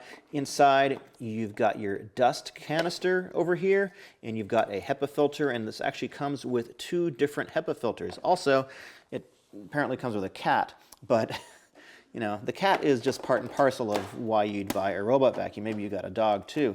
And on the bottom, it's pretty simple. You got a couple wheels, you've got an area for the dust to go into, and then you get 4 of these little side brushes here. If my cat will get out of the way. There's the 4th one. We're just going to pop them on actually before we do any vacuuming because that's what we need to do. Saturn loves the brushes. And then you get a mopping pad, which I'll talk about a little bit later in the video. So let's let this thing loose. Now it does come with a fairly basic app that you can use to control it. You can also apparently control it using things like Amazon Alexa and Google Home and so forth. So I'm just gonna hit the clean button here. I've already paired this up. I laid down some pet hair, some cereal, a little bit of longer hair, and yeah, it seems to be doing a pretty good job actually. I just took the canister out. Let's see what we got. There is quite a bit of dirt and hair and cereal in here, so it did a very good job, surprisingly, of picking up stuff off my hardwood. All right, it's off and running, and I'm kind of curious to see how it'll do with obstacle avoidance. It actually already picked up some of the cereal that I left for it, And right now we can see it is heading down my living room. I've put a big obstacle here for it to avoid, but I'm kind of curious to see how it's going to do when it gets to the end of the room. I haven't done any pre-programming. It hasn't mapped anything out. I'm just following along this vacuum and seeing how it performs in real life. I haven't done any testing before. This is the first time I'm actually testing it, and we're just going to see how it does. So it does seem to be doing nice patterns on the floor. It's not going across randomly like some of the old school robot vacuums would have done. It does seem to have a direction, so it looks like it's just going to do parallel lines. And here it's coming up against the first obstacle, which is this little media cabinet over here. There it goes. It's kind of doing its thing. It is kind of doing its thing. So I'm just going to put a shoe in front of it here, and we're just going to see what happens.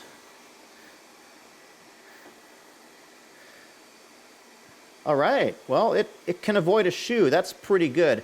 Now, OKP did say that you should clean up your room beforehand and not leave any cords hanging around, anything like that. But it seems to be doing okay with larger obstacles. I guess those are the sensors in front that are doing their job. So it's got some pretty big brushes here, so you can see it's actually doing a good job of getting along the sides of my couch. And there's a little bit of dirt here that it seems to be picking up pretty effectively. So yeah, it does do some edge cleaning. I would say so far it's doing better than I thought it might. And it does seem to be okay avoiding like pretty big obstacles. Don't know about him, what he's gonna do. Now they say it has a fairly long battery life and should be able to clean a single room pretty easily. I haven't been able to test that out yet, but we're gonna see how that does. Coming up against my tripod here, which would pretty much be, my cat just dropped that off the table, pretty much be like a chair leg. It hasn't hit it yet. Let's see how it does, if it's gonna go back for it. There's sort of no way of directly controlling it. You can't tell it exactly where to go like you can with the more expensive robots, but it seems to be working autonomously pretty effectively. Let's see how it does with the cat. Here's the cat test. It actually is avoiding my cat pretty well, so that's a good thing. Of course, my cat is attacking it. The robot isn't fighting back, so that's probably a good thing. But yeah, you can see he's actually avoiding my cat, so it is a little better at sensing objects than I expected, especially for this price point. It does have cliff sensors. Let's see how well it does, is it gonna fall off my table or not. So we're gonna find out. Oh, nice. So the cliff sensors are in fact working. So if you got a house with some stairs, like I do, I think you might be okay. One thing I want to point out is that it is pretty anti-tangle because there is no brush roll here. So there's really no place for hair to get stuck. That is an advantage. Now, on the other hand, that means it's probably not going to be the best on carpet because it doesn't have a brush roll. It's just going to be a little bit more difficult to get the dirt inside the vacuum. So here is the mopping pad. It's actually pretty clever. It's magnetic. It has two pieces, so it just comes apart like this. And let me show you how to load it up with a mop. So I'm just using a Swiffer mop pad. Let's see how it does. I'm just going to flip this over like this. You could use, I guess, any kind of mopping pad that you want, even old rags potentially. Okay, I think that's it. And then you just clip this right onto the bottom. Let's do some mopping. And look at that. We got ourselves some pretty legitimate mopping. It's not pretty, but it seems to work, and I don't see any reason why you couldn't just use a rag to do this, so you don't really need to deal with consumables. Is it gonna fall off? Is it gonna fall off? No, it stays on. That's pretty good. I'm gonna hit the home button here and see if it actually goes home. It's actually docking. Look at that. Look at that. Wow. Cool. For the money, I think this is actually a pretty good value. I'm fairly impressed with it. If you've got a lot of carpet in your house, this is not the right buy for you. You will not be happy with it. But if you have a lot of hard floors like I do, and you just want to be able to set this thing and forget it and come back, I think it's a pretty good deal.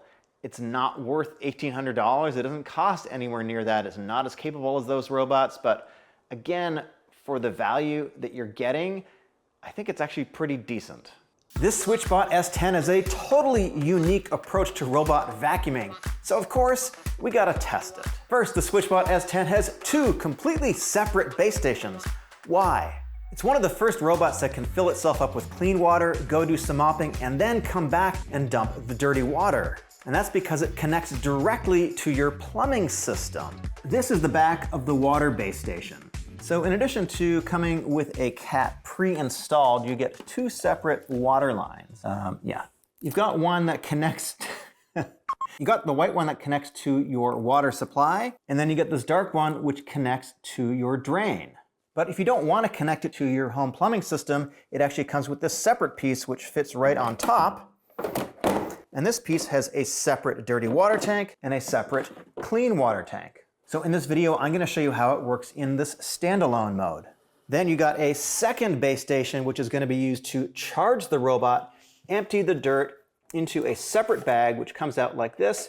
And it's also going to be able to dry the mop pad, which we'll talk about in a second. Switchbot sent me this S10, but they haven't told me or him what to say. They haven't paid me, and this video is not sponsored. Now, Switchbot says that you should be able to connect both of these lines to your plumbing system in about 10 minutes. It's not something I'm gonna do for this video because I'm not particularly plumbingly inclined, but that's what they're saying. Now, you also don't need to power this because when the robot comes up here, it's gonna connect to these 2 contacts, and it's gonna give this enough power to fill up and drain itself. So this should make it the ultimate low maintenance robot. It's gonna go to the water station, fill it up from your water line or the canister. Then after it mops and vacuums, it's gonna return to the water station. It's gonna empty the dirty water it collected, and then it's gonna head over to the other base station and empty the dirt and charge up.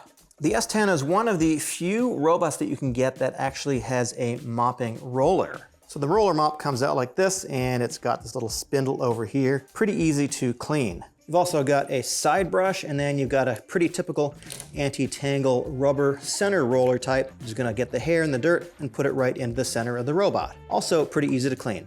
So the S10 is one of the small handful of robots that actually uses a mop roller. Most of the robot manufacturers use a spinning style pair of mop pads or a vibrating pad.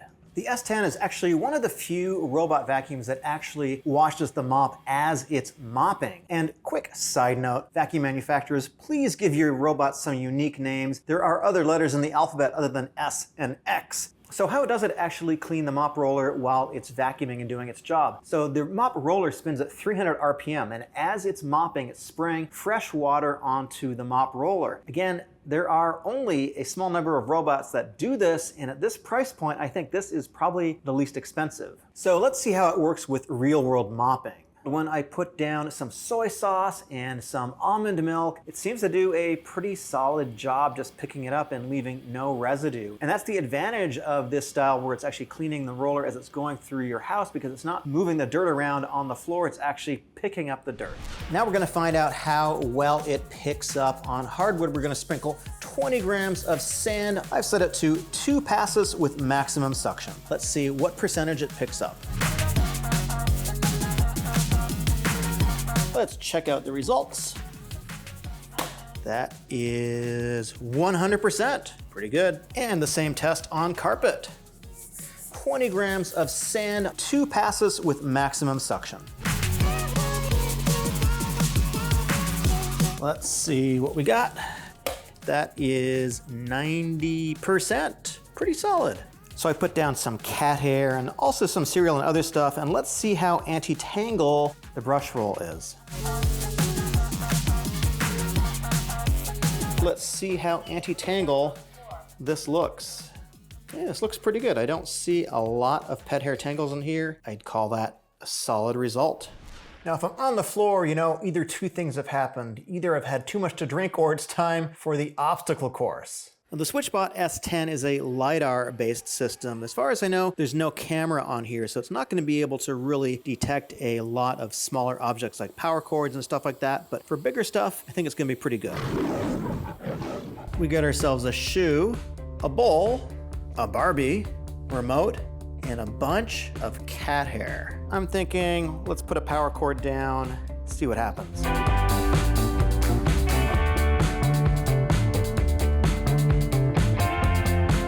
Looking Looking at the app, you can see in the obstacle course it definitely recognized the shoe and the remote control and I guess the Barbie over here, but like a lot of robot vacuums that don't have cameras on them, it didn't really do a very good job with the power cord, and that is kind of expected. Also, it just took its sweet time going around the obstacles. I don't think it liked them very much. Switchbot, of course, has an app for your phone, but I'm going to show you on my iPad just because it's a little bit easier to film. So I've got this room set up here. You can see you can pinch and zoom pretty easily. You can set up the suction power. You can tell it to vacuum and mop or just vacuum. You can set up how much water you want it to use. And of course, you can do custom cleaning. You can add different maps for different floors pretty easily, and you can set it up on a schedule. And when you go onto carpet, you can have it increase the amount of suction. Also, it will adapt to carpets and lift the mop roller when it finds a carpet. So here are my final thoughts on the Switchbot S10. If you're looking for a home robot that is going to be able to fill itself up with water and also empty itself into your drain system, this is clearly one of the only robots that does that right now. It is pretty good at mopping. It has pretty solid pickup on both carpet and hardwood. It has a good app and it's pretty anti-tangle. Navigation is pretty average for a robot that doesn't have a camera. If you got a lot of cords around your house, you definitely want to put them away. Switchbot is a home automation company, and that means they're going to be able to support HomeKit via Matter. Matter is a new home automation standard that you're going to find in Google products and also Alexa. I've seen it sometimes for some pretty serious discounts on Amazon, so if you can get this for a discounted price, I think it's definitely worth your consideration. Should you consider the Deebot T20 Omni robot vacuum? It's a high-end mopping robot vacuum, and it's actually one of the best I've tested. But it's not without a couple of issues, so let's get into the good, the bad, and the ugly. The links are down below. Ecovacs sent me the Deebot T20 for review, so let's start with the positives. Now this is the best mopping robot vacuum I've tested so far, and it's actually the first vacuum with hot water mop washing. So that means after you've cleaned your floor, the base station cleans up the dual mops with water that's 131 degrees Fahrenheit or 55 Celsius. Now compared with using just cold water to clean the mop pads, it actually removes stains from the mop pads much better, as you can see in this picture. Now that also means it removes odors, but when you're cleaning your floor with a clean mop every time, you're not transferring the stains back to your floor. It's got these two rotating pads, and they actually keep some of the heat in them when you're mopping, which helps boost getting the dirt off your floors. It's also got an internal water tank, which helps keep the mops wet. Now the T20 actually uses more water than any other robot vacuum I've tested, and that comes with some positives and some minuses, and we'll get to that in a minute. And I find that these dual mopping pads are actually much better at getting the dirt off your floor than a mop with a vibrating pad. It's just a better system. It's kind of how you would do it manually. So what about carpets? So when it detects a carpet, the mop will lift up 9 millimeters, that's about 3/8 of an inch, and the pads stop spinning. And also the suction automatically increases when it finds a carpet. So with the app, you can also have it mop your floor before vacuuming or mop your floor after vacuuming. That way you'll avoid cross-contamination of wet dirt and dry dirt. You've got these two mopping pads, and you've also got two side brushes, and they help channel the dirt into the central rubber brush. You see, having brushes on each side helps prevent dirt getting kicked away from the vacuum and back into your room, like some other vacuums I've tested. It also means it can clean your baseboards in your house more quickly because it doesn't have to turn around. It has 6,000 pascals of suction, which is definitely on the higher end for a robot vacuum. But we need to see how the T20 performs in our standard real-world tests.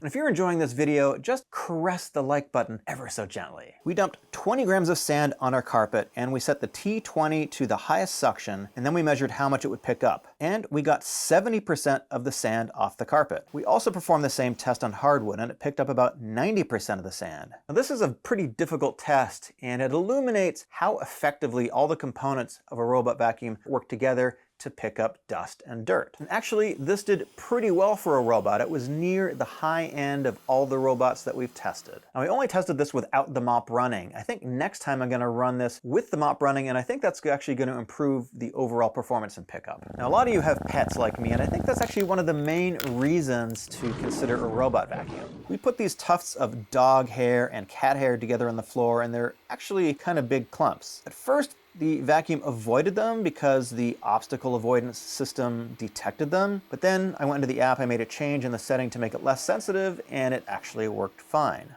You can see after the pet hair, it did a pretty good job. There's a little bit of tangles right here, but if you want to take it out and clean it, it's pretty easy. You just take this out like this and you can do your cleaning. For some reason, my cats were less interested in the T20 than other robot vacuums. Do you know why?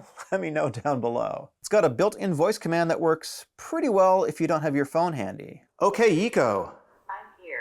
Start cleaning. So there's a lot of great things about the T20, but now we need to cover the bad, because that's in keeping with the title of the video. Now, honestly, there's really not much bad here at all, but there are some things that aren't absolutely top-notch about it. The T20 has pretty good obstacle avoidance in most cases. I'd say it's pretty average for this class. Most high-end robots have moved away from using cameras in their system due to privacy issues, and so the T20 uses LiDAR, which is a laser scanning system. And it actually works really well for larger objects like shoes and booklets. But as I mentioned before, it had a little trouble with big fuzzy cat hair, and it didn't like this fuzzy cat toy too much. It couldn't really see it that well. And it does an average to better than average job with cords. It avoided the cord first until it didn't. But right now in the world of robot vacuums, cords are a problem for pretty much every manufacturer. Now the Deebot X2, which is above the T20, it's a newer model, it has a more advanced system, and they say it is better at avoiding cords. I'll test that soon. The app has a lot of functionality, and it's quite powerful. First of all, you can do mapping of different floors. So I've got 3 different floors set up here,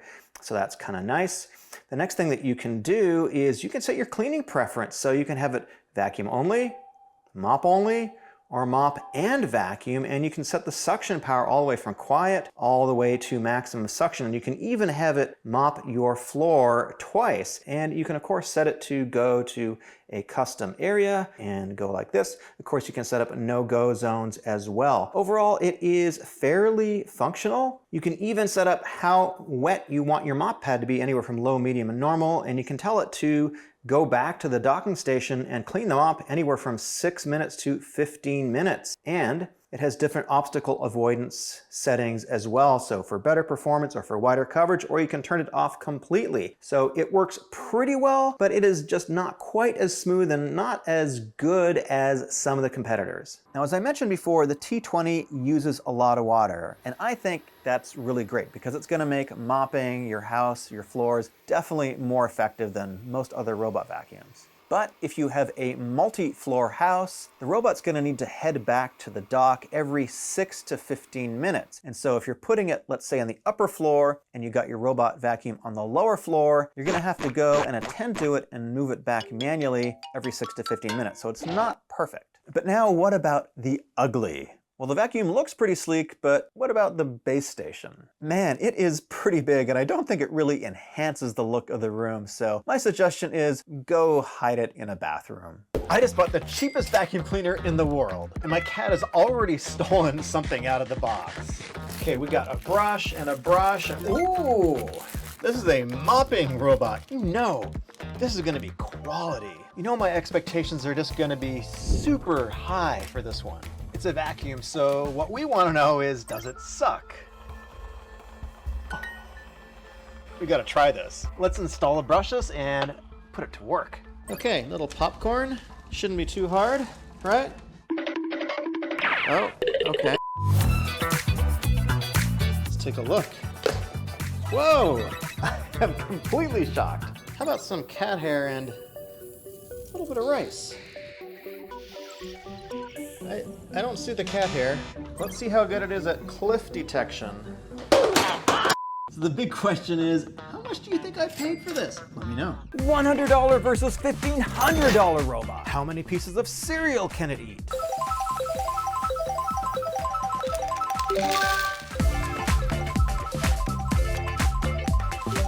But can they mop my floor? The Eufy has this mop roller that cleans itself while it's mopping. But can the $100 robot even mop? Well, yes, it's kinda DIY. Ugh, who's gonna clean that? But can they avoid fake pet poop on our obstacle course? It knows where the poop is, it has 2 cameras and creates a real-time 3D map.